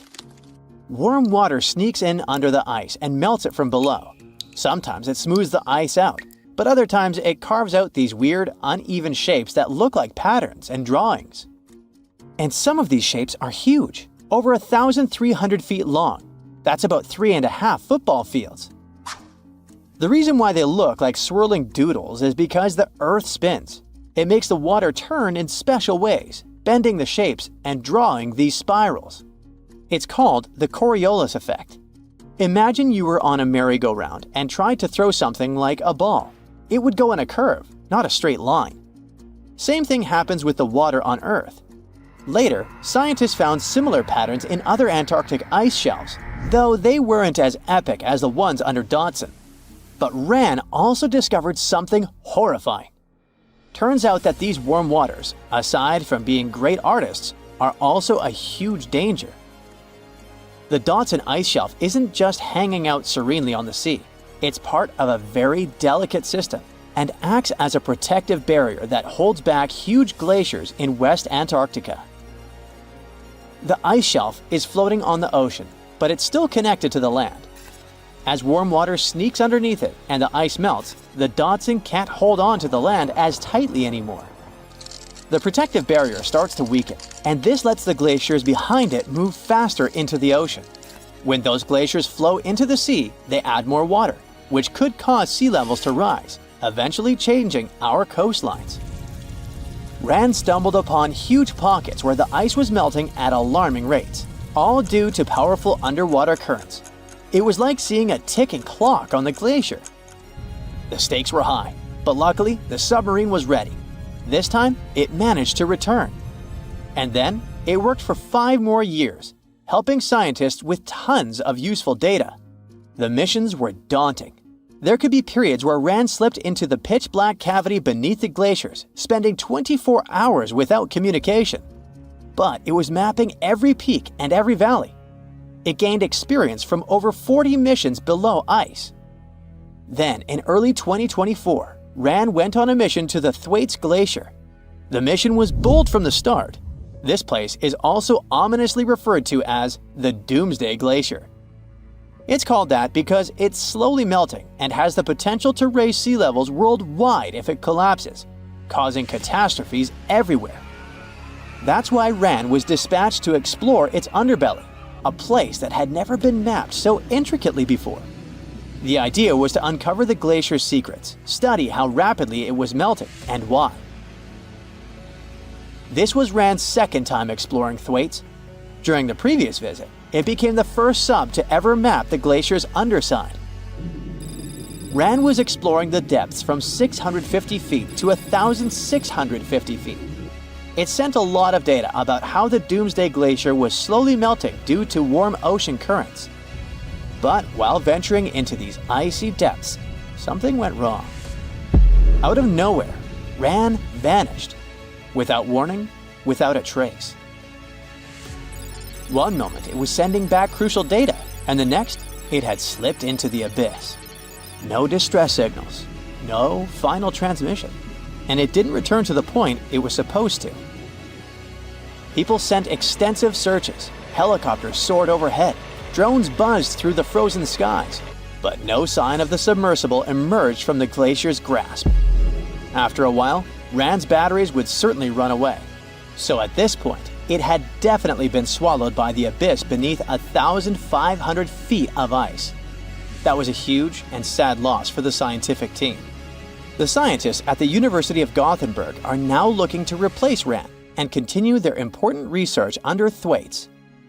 To this day, scientists have no idea what happened to it. Some say it may have been trapped in the ice. Others believe it was pulled away by an unseen current. It also might have collided with something unexpected. Whatever the truth is, its disappearance has left scientists stunned, and it looks like the ice shelf will hold on to its secrets a little longer. At least we gained a treasure trove of knowledge from Wran's journey. Scientists keep exploring Antarctica, looking for history that hides under the snow. For example, they discovered that around 90 million years ago, a lush temperate rainforest thrived near the South Pole. They revealed an ancient world far warmer than they ever imagined. Deep in Antarctica, they unearthed fossilized roots, pollen, and spores preserved in the soil. All this shows that there was a swampy rainforest that flourished despite months of polar darkness. All these discoveries changed our understanding of Earth's climate, both in the past and the future. Submarines are like huge underwater ships built to handle the intense pressure deep below. It's not big animals you need to worry about, its little troublemakers. Before going deep down, you load up the submarine with all kinds of foods, cans, frozen stuff, and some fresh goodies, including lots of potatoes. Surprise! Among those sacks of spuds, there might be some fruit flies just waiting to join the adventure and start a family of their own. You seal everything up tight, and off you go with your crew of about 180 sailors, completely unaware of the tiny intruders about to cause some chaos. Once those fruit flies start multiplying, there's no escaping them. After a few days, you can see some fruit flies in the crew mess area. At first, they might cause a minor annoyance here and there, but as days pass, the number of fruit flies grows rapidly. Soon enough, there are many more of them all over the tables and TVs, creating a situation for you. Within a couple more days, the place is practically covered with a swarm of beige flies, making it impossible for you to enter the trash room without wearing a mask. Otherwise, you might choke on fruit flies. The chief culinary specialist tries to use a handheld vacuum, attempting to get rid of the flies. They're everywhere, and you spend the next couple of weeks eagerly waiting for all the fresh food to run out so you can finally clean out those storage rooms. Finally, you and your team devise a plan to dispose of the trash carefully and then clean the trash room. Now, you might wonder where the trash from submarines goes. These awesome underwater vessels can do two things with their trash. They either carry it around or toss it into the ocean. With over 100 people on board, you can imagine how much trash they produce. Candy, wrappers, empty sacks, plastic packaging, you name it. Anyway, we know that they have a trash room. The cool name is Trash Disposal Unit. It's like a long tube with a ball valve that opens up to the ocean. The crew collects their trash in these special metal canisters, and once they're full, they close the top. Then, with a splash, the canister gets released into the deep blue sea. It sinks all the way down. Daily life on a submarine is different. Take laundry, for example. It's not your ordinary wash and go routine. They've got a unique water supply system that adds a splash of excitement. The crew can't use salty water for washing machines, so they get some ocean water, purify, and desaltify it. Now it's good for washing, showering, and even kitchen tap duty. Each crew member gets their own personalized laundry bag, and they all take turns playing washing machine maestro. So, storing or disposing of trash is among the weird parts of daily submarine life. In 1945, 5 TBF Avenger aircraft took flight for a routine training exercise around the Bermuda Triangle. In the middle of the exercise, the planes were struck by intense rain and heavy winds, despite the clear weather forecast. The pilots became extremely disoriented and radioed the base to report that their navigational equipment had stopped working. The last thing the base heard was, "When the first plane drops below 10 gallons, we all go down together." And then, static. The 5 planes and their 14 passengers were never seen or heard from again. On his very first voyage to the New World in 1492, Christopher Columbus sailed through the Bermuda Triangle. Columbus reported that one night, when he was on the deck of the ship, he noticed a giant light appear in the distance, unlike anything he had ever seen before. Columbus looked at his compass for direction, and it gave off erratic readings. You might have noticed that the Bermuda Triangle doesn't appear on any world map. This is because official institutions refuse to acknowledge that the area actually exists. In March 1918, carrying a crew of 306 people, the USS Cyclops left Barbados and headed home to Baltimore. The ship passed through the Bermuda Triangle on its journey and was never seen again. The Cyclops never issued any distress signal and disappeared without any explanation, making it the largest ship to go missing in the Bermuda Triangle. No wreckage has ever been found. No one exactly knows how many ships and planes have disappeared in the Bermuda Triangle. The rough estimate is 50 ships and 20 planes. Most of the time, the disappearances had no explanation and no wreckage has ever been left behind. In the year 1800, a large sailing vessel called the USS Pickering departed from the US on its way to the West Indies. The ship sailed into the Bermuda Triangle along with its 90-man crew and was never heard from again. The USS Pickering was the first ever confirmed ship to vanish in the Bermuda Triangle. It's believed that the ship was taken out by a storm, but because no wreckage was ever found, we'll never know for sure. William Shakespeare's famous play, The Tempest, was inspired by the Bermuda Triangle. Sailors returned home to England to tell stories of treacherous waters near the Bahamas, where ships mysteriously disappeared. These stories made it back to the Bard himself and inspired his final play about a storm at sea transporting a ship to a mysterious land. The shipwreck in Shakespeare's play is based on the 17th century ship Sea Venture. The ship was carrying supplies from England to Virginia when it was struck by a massive storm in the Bermuda Triangle. Sea Venture was battered by the storm for 3 days and barely made it to the shore. Survivors of the wreck were stranded on a desolate stretch of Bermuda for 9 months. When the TBF Avenger planes went missing, a massive search operation was conducted. Boats and planes searched the Bermuda Triangle for any signs of the aircraft. One of the boats searching was a PBM-5 Mariner airboat. The airboat took flight at 7:27 p.m. and called in a routine radio message 3 minutes later. Then, it was never heard from again. No trace was ever found of the rescue airboat or the 5 Avenger aircraft. A huge investigation was launched into the disappearance of all these vehicles, but nothing was ever discovered. Because the Bermuda Triangle isn't a recognized place, no one knows its exact location or size.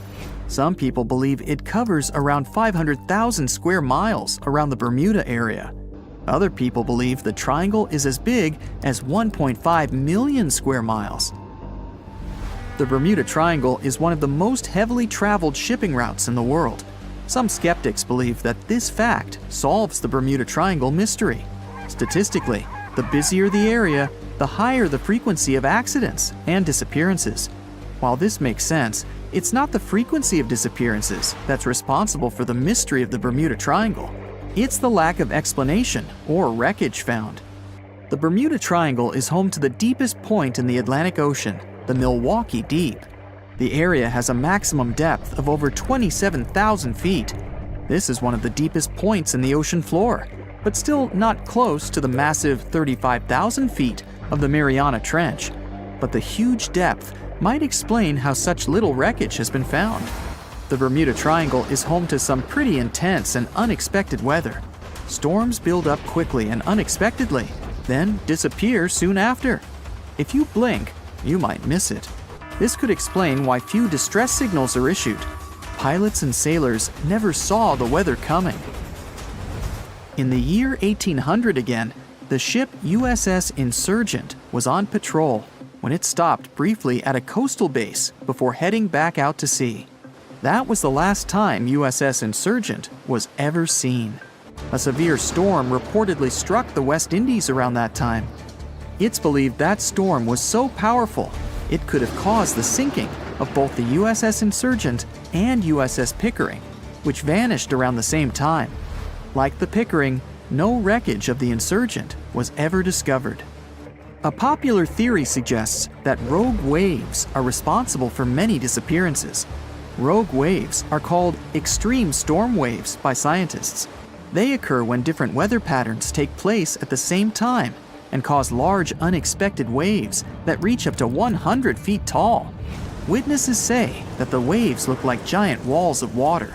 These waves could explain why ships go down fast and without leaving any trace. Joshua Slocum was an extremely talented sailor. He was the first person to ever sail single-handedly around the world. But sadly, he was no match for the Bermuda Triangle. In November 1909, Slocum said goodbye to his wife and set off on one of his usual winter voyages to the West Indies. Slocum's wife reported him missing after several months passed without any contact. It's said that he called in at Miami to resupply before vanishing into the Bermuda Triangle. Just off the coast of Japan, you'll find the Bermuda Triangle of the Pacific Ocean. They call it the Dragon's Triangle. Between 1950 and 1954, 9 ships disappeared in this area without leaving a trace. The ship Kaiomaru 5 was sent to investigate these unexplained disappearances when it also vanished. After this incident, the Japanese authorities labeled the area as a danger zone, and sailors are encouraged to avoid it.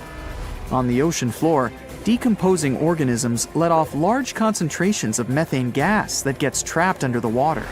This gas can build up until, boom, it ruptures. The gas surges up to the surface and erupts.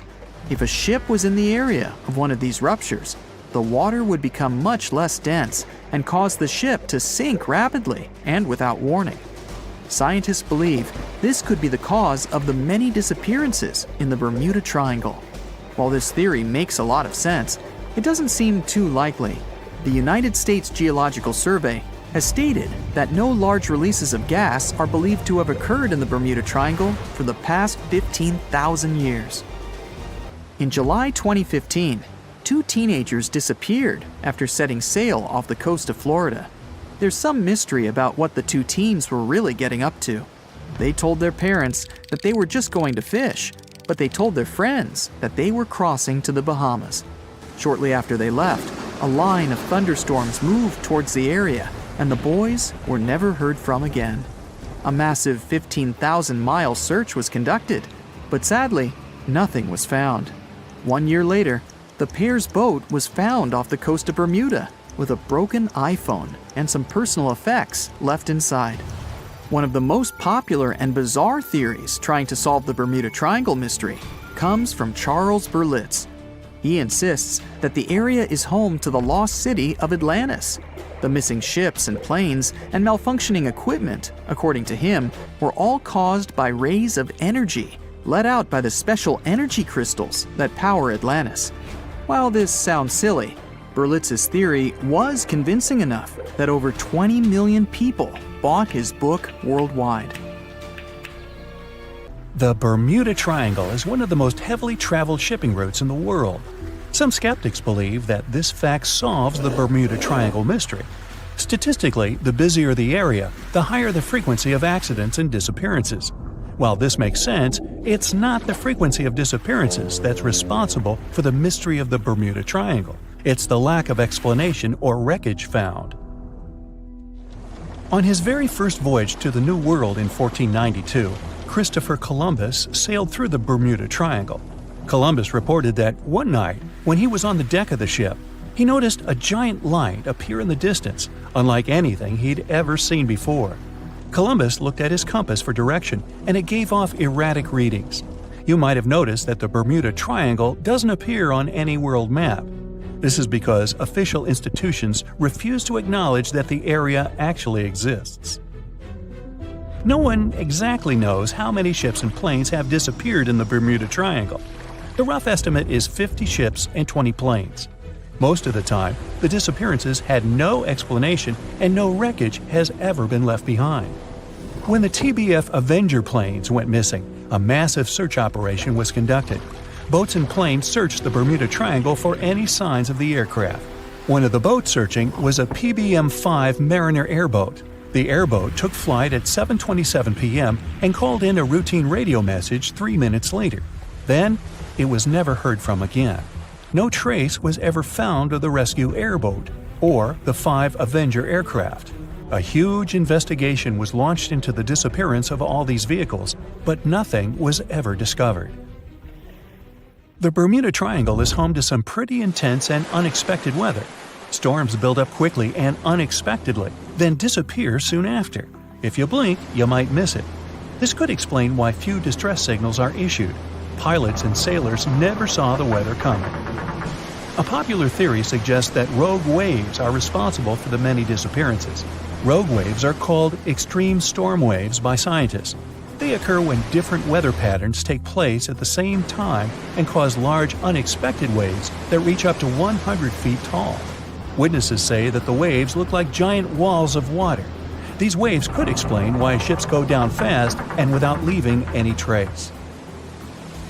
Just off the coast of Japan, you'll find the Bermuda Triangle of the Pacific Ocean. They call it the Devil's Triangle. Between 1950 and 1954, 9 ships disappeared in this area without leaving a trace. The ship Kaiomaru 5 was sent to investigate these unexplained disappearances when it also vanished. After this incident, the Japanese authorities labeled the area as a danger zone, and sailors were encouraged to avoid it. Some people blame all disasters on the extraterrestrial paranormal activity. Others suppose it's all about raging natural phenomena. Some scientists believe the cause of anomalies is the environmental changes. Also, there's a really high concentration of methane hydrates on the bottom of the ocean in the Pacific Bermuda area. This gas tends to set off, and when it happens, bubbles start forming on the surface of the water. These gas eruptions can interrupt the ability to float and can easily sink a ship. Because of this chemical reaction, there won't be even a trace left. Underwater volcanoes are said to be another possible explanation for the Japanese Dragon's Triangle. In fact, they can take down even small islands. Luckily, nobody lives there.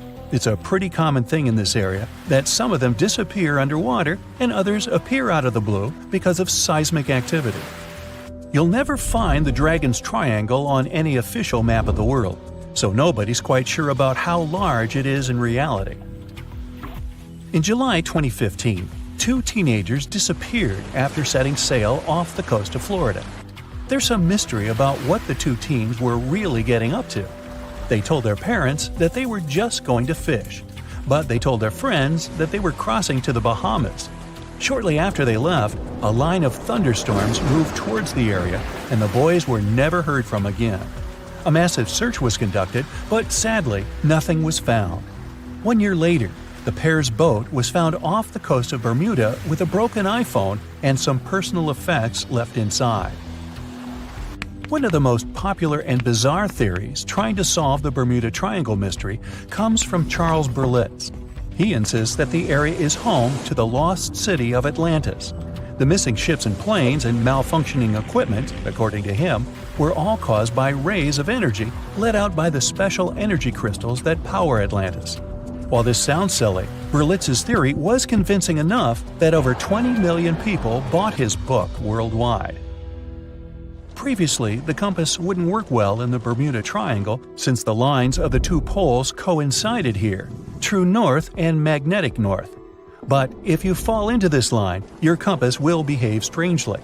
But the magnetic north is constantly shifting, and now it's far beyond the triangle. No legend says pirates of the last centuries operate in the Bermuda Triangle, or that the Flying Dutchman makes other ships disappear. A popular theory is that ships travel to the distant past or future through a time portal in the Bermuda Triangle. Fortunately, these are all myths. Just imagine hundreds of giant tentacles reaching out to a group of ships sailing through the Bermuda Triangle. In the past centuries, they could easily sink an entire fleet, since the ships were made of wood and were lighter. Squids wrapped decks with their strong tentacles, made holes in the ship's hulls with their sharp beaks. Toothy suction cups could break the masts and tear the sails. The water was filling the holds and slowly rising to the deck. The ship sank in a matter of minutes. Survivors reached the shore and told everyone about huge monsters. This is how the legends of the Kraken appeared.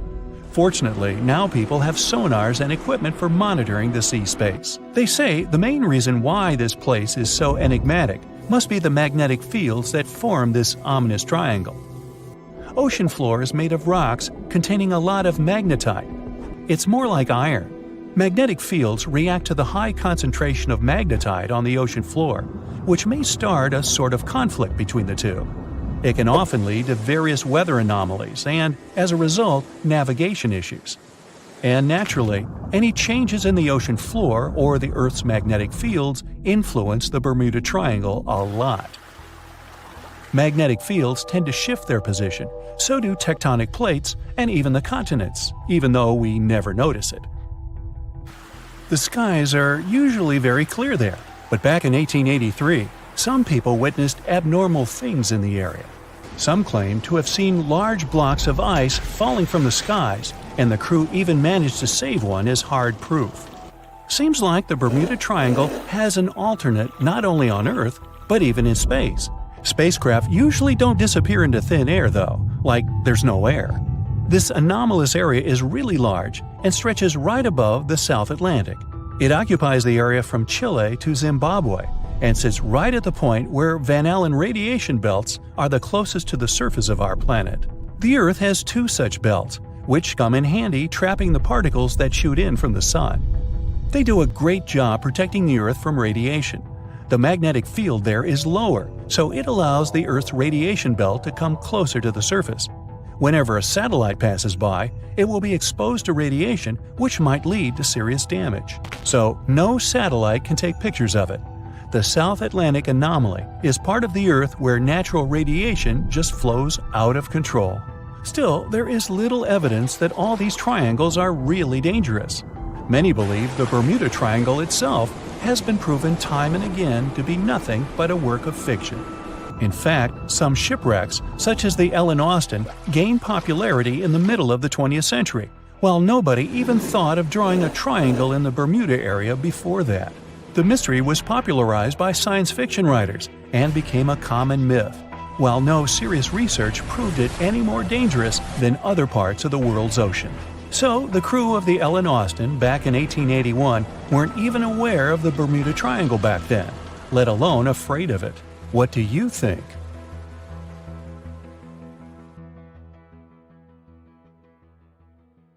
Some people are still afraid of sailing through this region because more than 50 ships and 20 planes have disappeared here since the mid-19th century.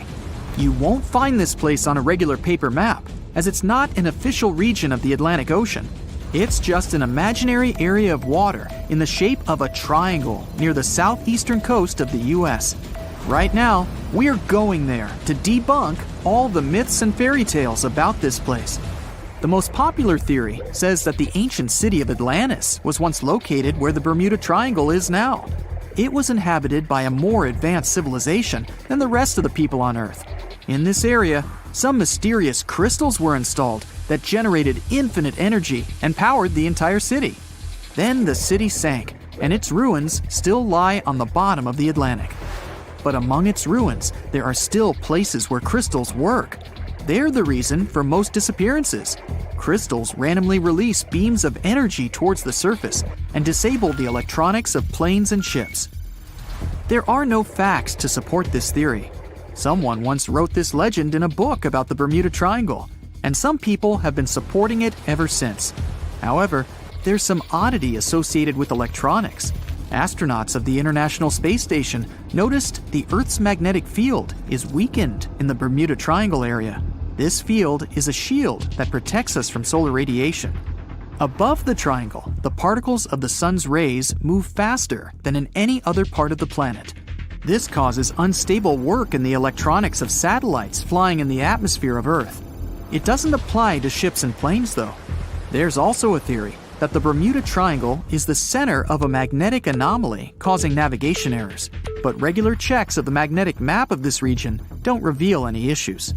You arrive at the place, the water is calm, and there's no coming storm in sight.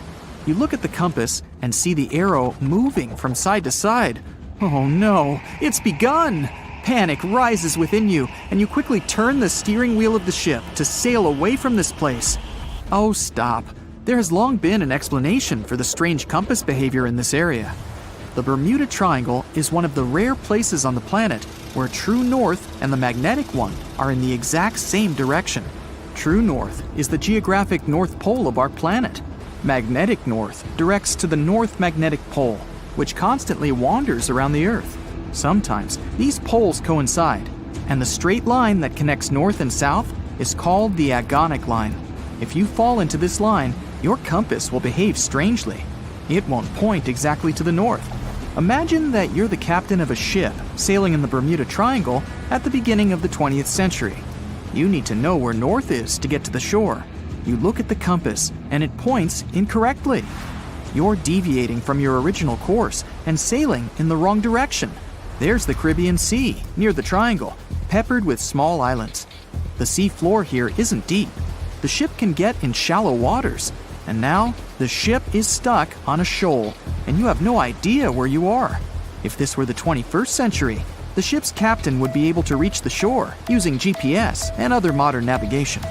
But the most interesting thing is that the compass would work correctly this time, since the magnetic North Pole hasn't already coincided with the true one for a long time in the territory of the Bermuda Triangle.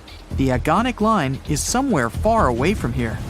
There are no problems with navigation now, but for some reason, this is where ships disappear. In fact, not just here. Throughout the Atlantic Ocean, there are places where many more ships have gone. The Bermuda Triangle is not even in the top 10 of such places. One of the main reasons why many ships are lost here is that one of the most popular shipping routes in the Atlantic passes through the Bermuda Triangle. And the more ships in one place, the more shipwrecks. Simple probability. Other theories say there's a space-time rift in this region. Ships and planes fall into this rift and end up in the past or the future. But for some reason, there's not a single proof of this myth. There's no reason to think that the rift is hidden somewhere here.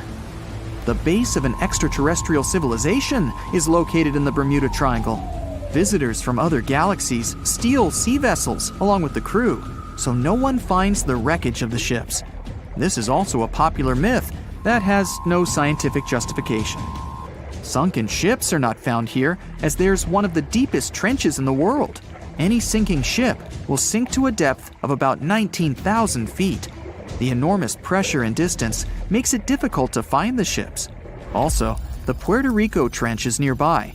In some spots, it's as deep as 27,500 feet. The Kraken lives somewhere in the triangle. It's a huge squid that sinks ships and is also a legend that sailors tell each other. However, gigantic squids live in the depths of the ocean. They can grow to the size of half a train car, but no cases have been recorded where they have sunk a large vessel. And in the area of the Bermuda Triangle, they've never even been seen.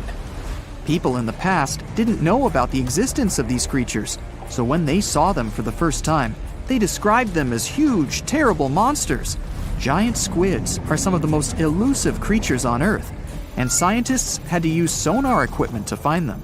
They don't like to leave the dark depths and are likely to be afraid of the sound of any ship. A more realistic hypothesis about the mystery of the Bermuda Triangle is methane. Large deposits of this gas can be found under the seafloor of this region. From there, methane is released into the water. It takes the form of huge bubbles that quickly rise to the surface. Then, the gas makes the water almost boil, creating waves that sink ships. The theory is quite realistic, but numerous studies still haven't confirmed the presence of an increased concentration of methane in the region. Last time this phenomenon occurred was 15,000 years ago. Another credible theory implies the appearance of rogue waves. Imagine a clear, calm sea without wind. Suddenly, you hear a loud hum. In just a few seconds, a huge wave, 100 feet tall, appears from the calm surface and falls on your ship. Some scientists believe rogue waves are created by a surface sea current colliding with a strong headwind. There's a version claiming the wave is born because of the collision of warm and cold currents. But the most interesting theory says the waves are formed by kinetic vampirism. Under certain natural conditions, waves can exchange kinetic energy. And among all the waves, there will be one, the vampire, that gets the energy of all the others. When it accumulates enough energy, the vampire wave spills it out. This explains the force of the impact and its sudden disappearance. This phenomenon is observed in all the waters of the world's oceans, but there's no evidence that it occurs most often in the Bermuda Triangle. If rogue waves appeared there, it was not during a calm. A restless sea is the main reason for ship disappearances in the Bermuda Triangle. Severe storms and hurricanes are a frequent thing there, because the Bermuda Islands is an area of high pressure that diverts thunderstorms towards the triangle. Huge waves simply overturn ships, and thunder and lightning flashes disable planes' electronics. There's nothing mysterious about this. Storms and ship disappearances occur in all oceans, but a lot of legends were made exactly about the Bermuda Triangle.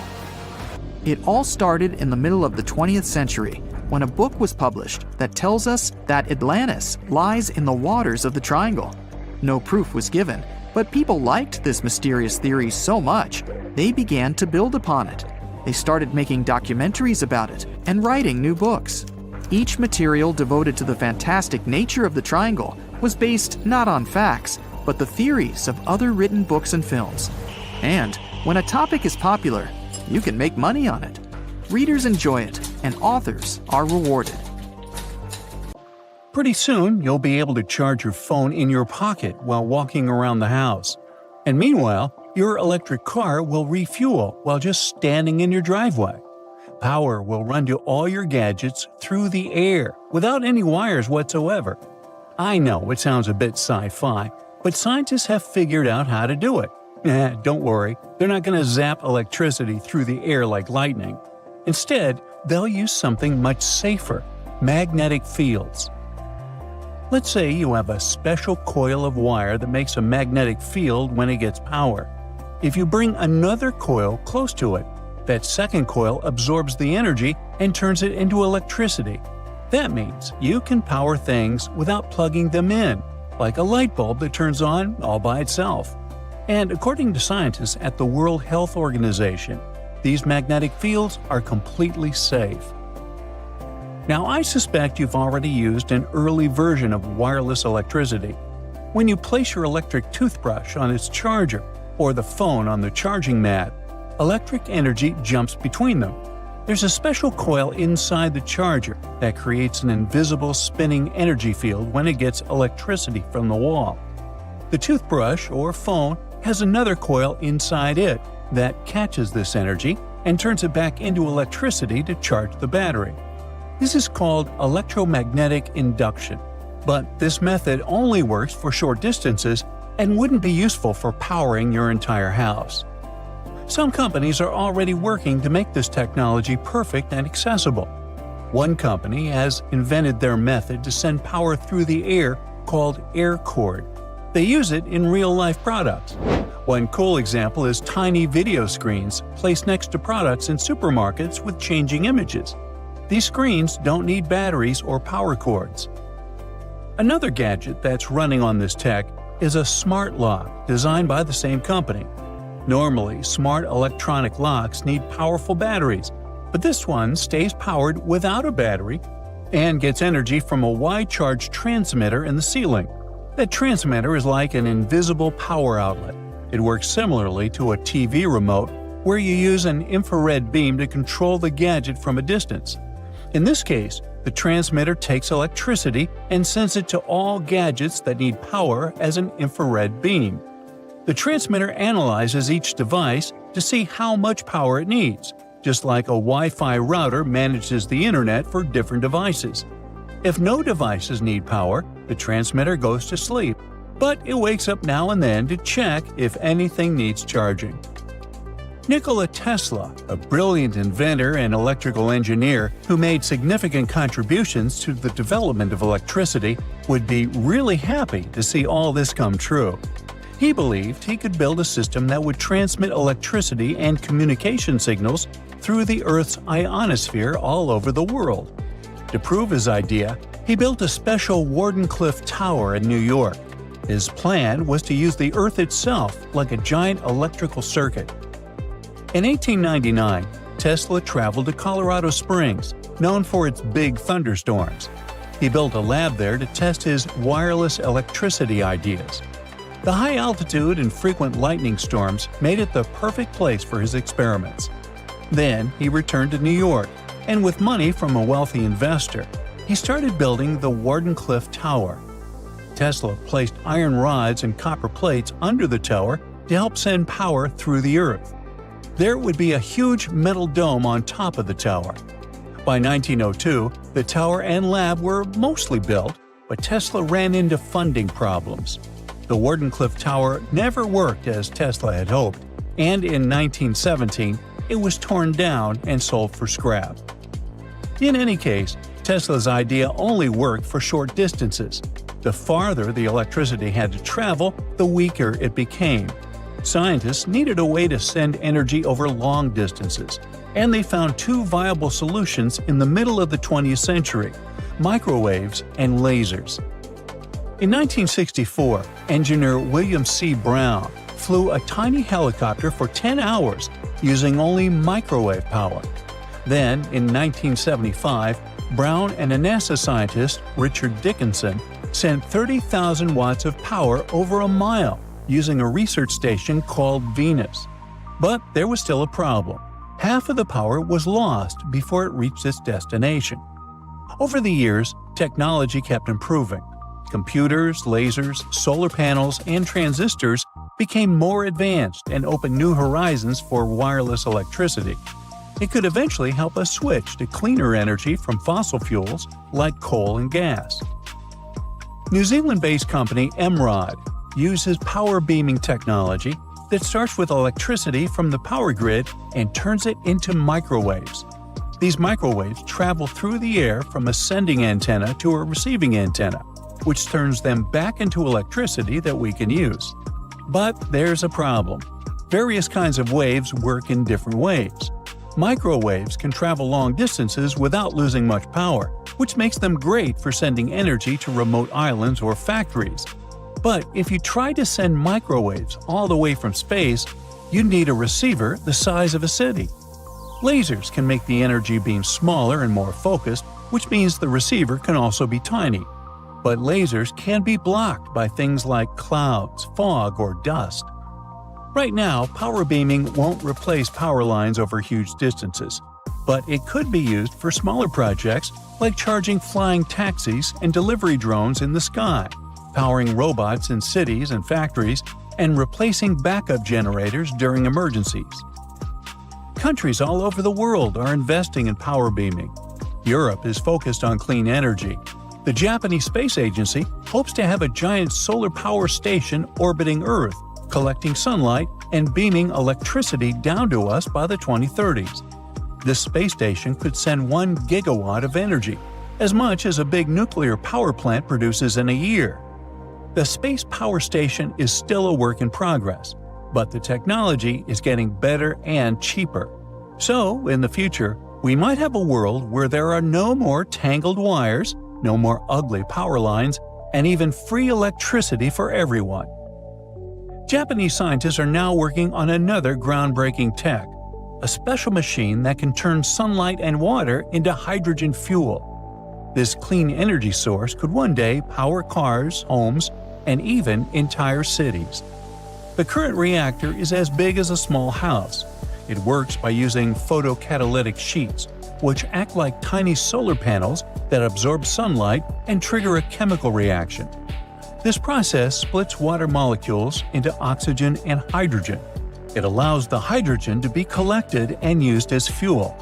Right now, the process isn't efficient enough to produce hydrogen on a large scale.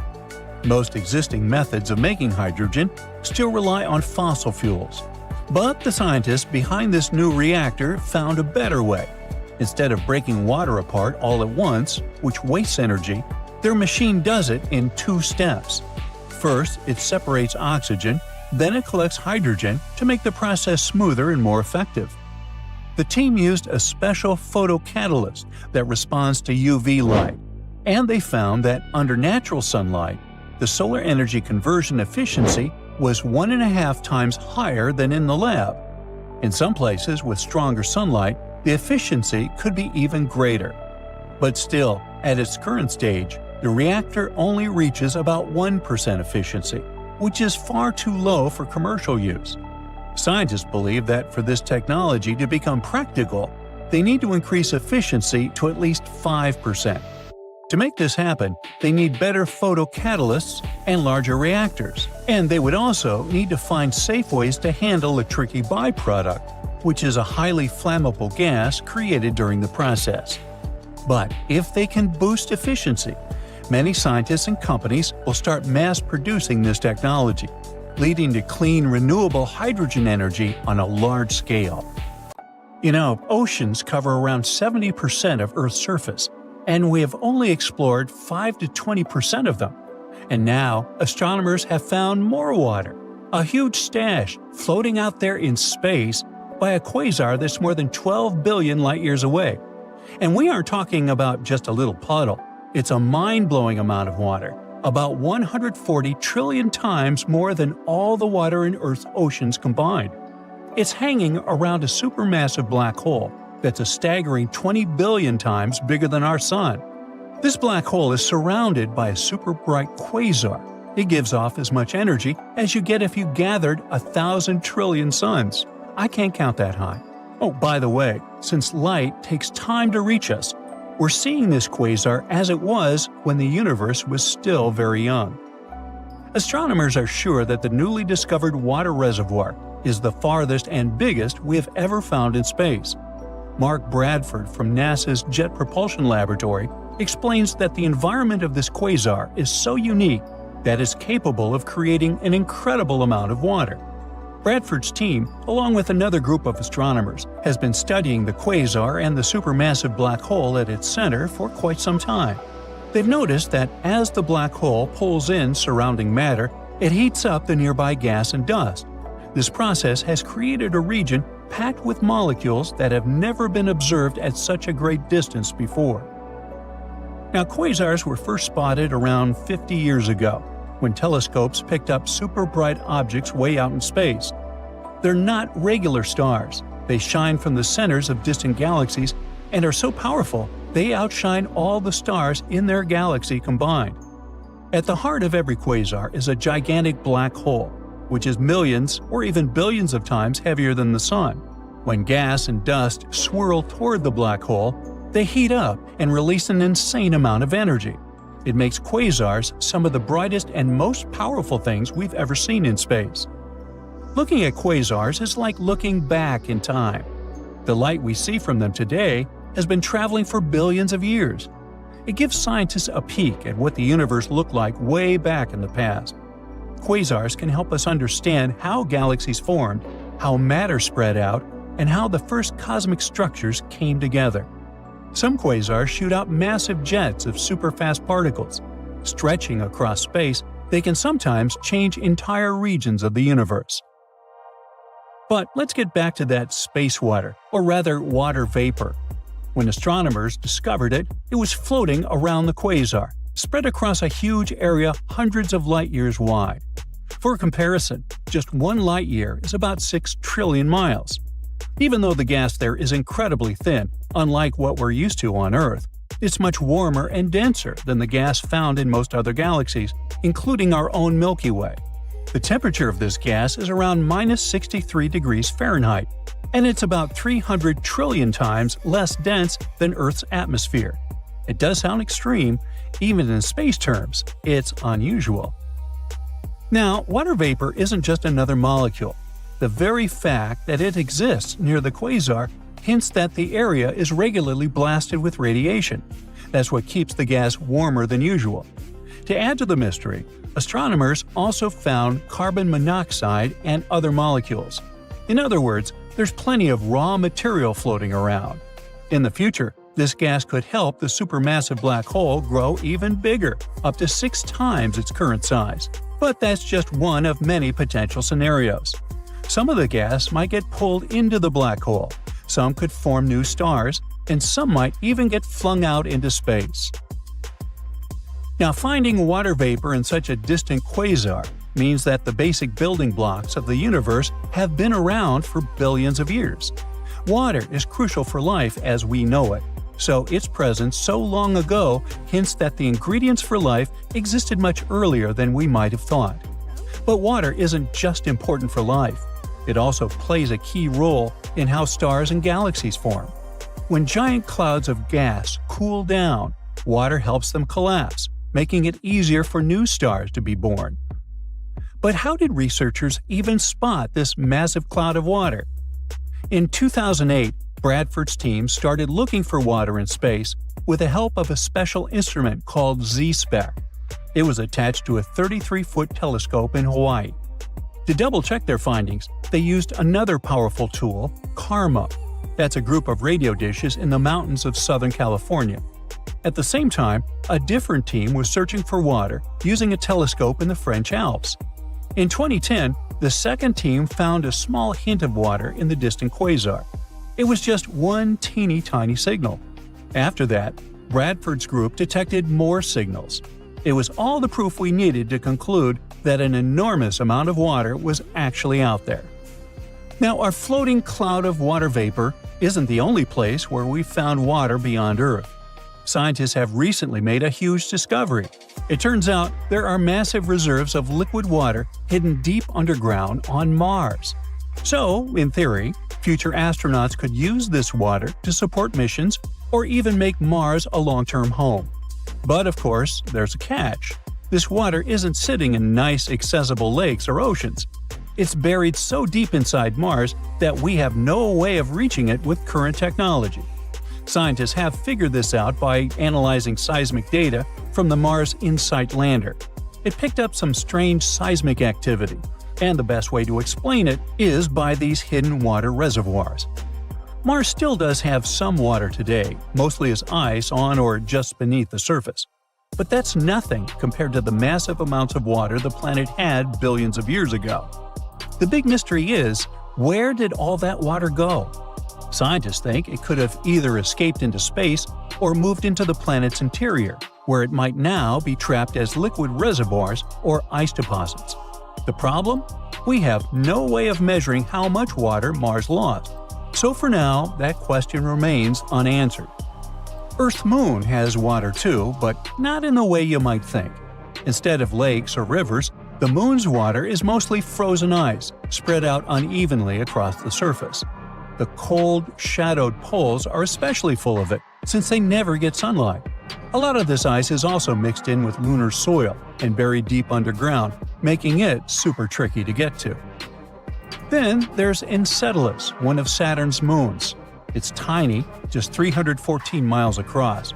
It's small enough to fit inside Arizona. I think we should try that.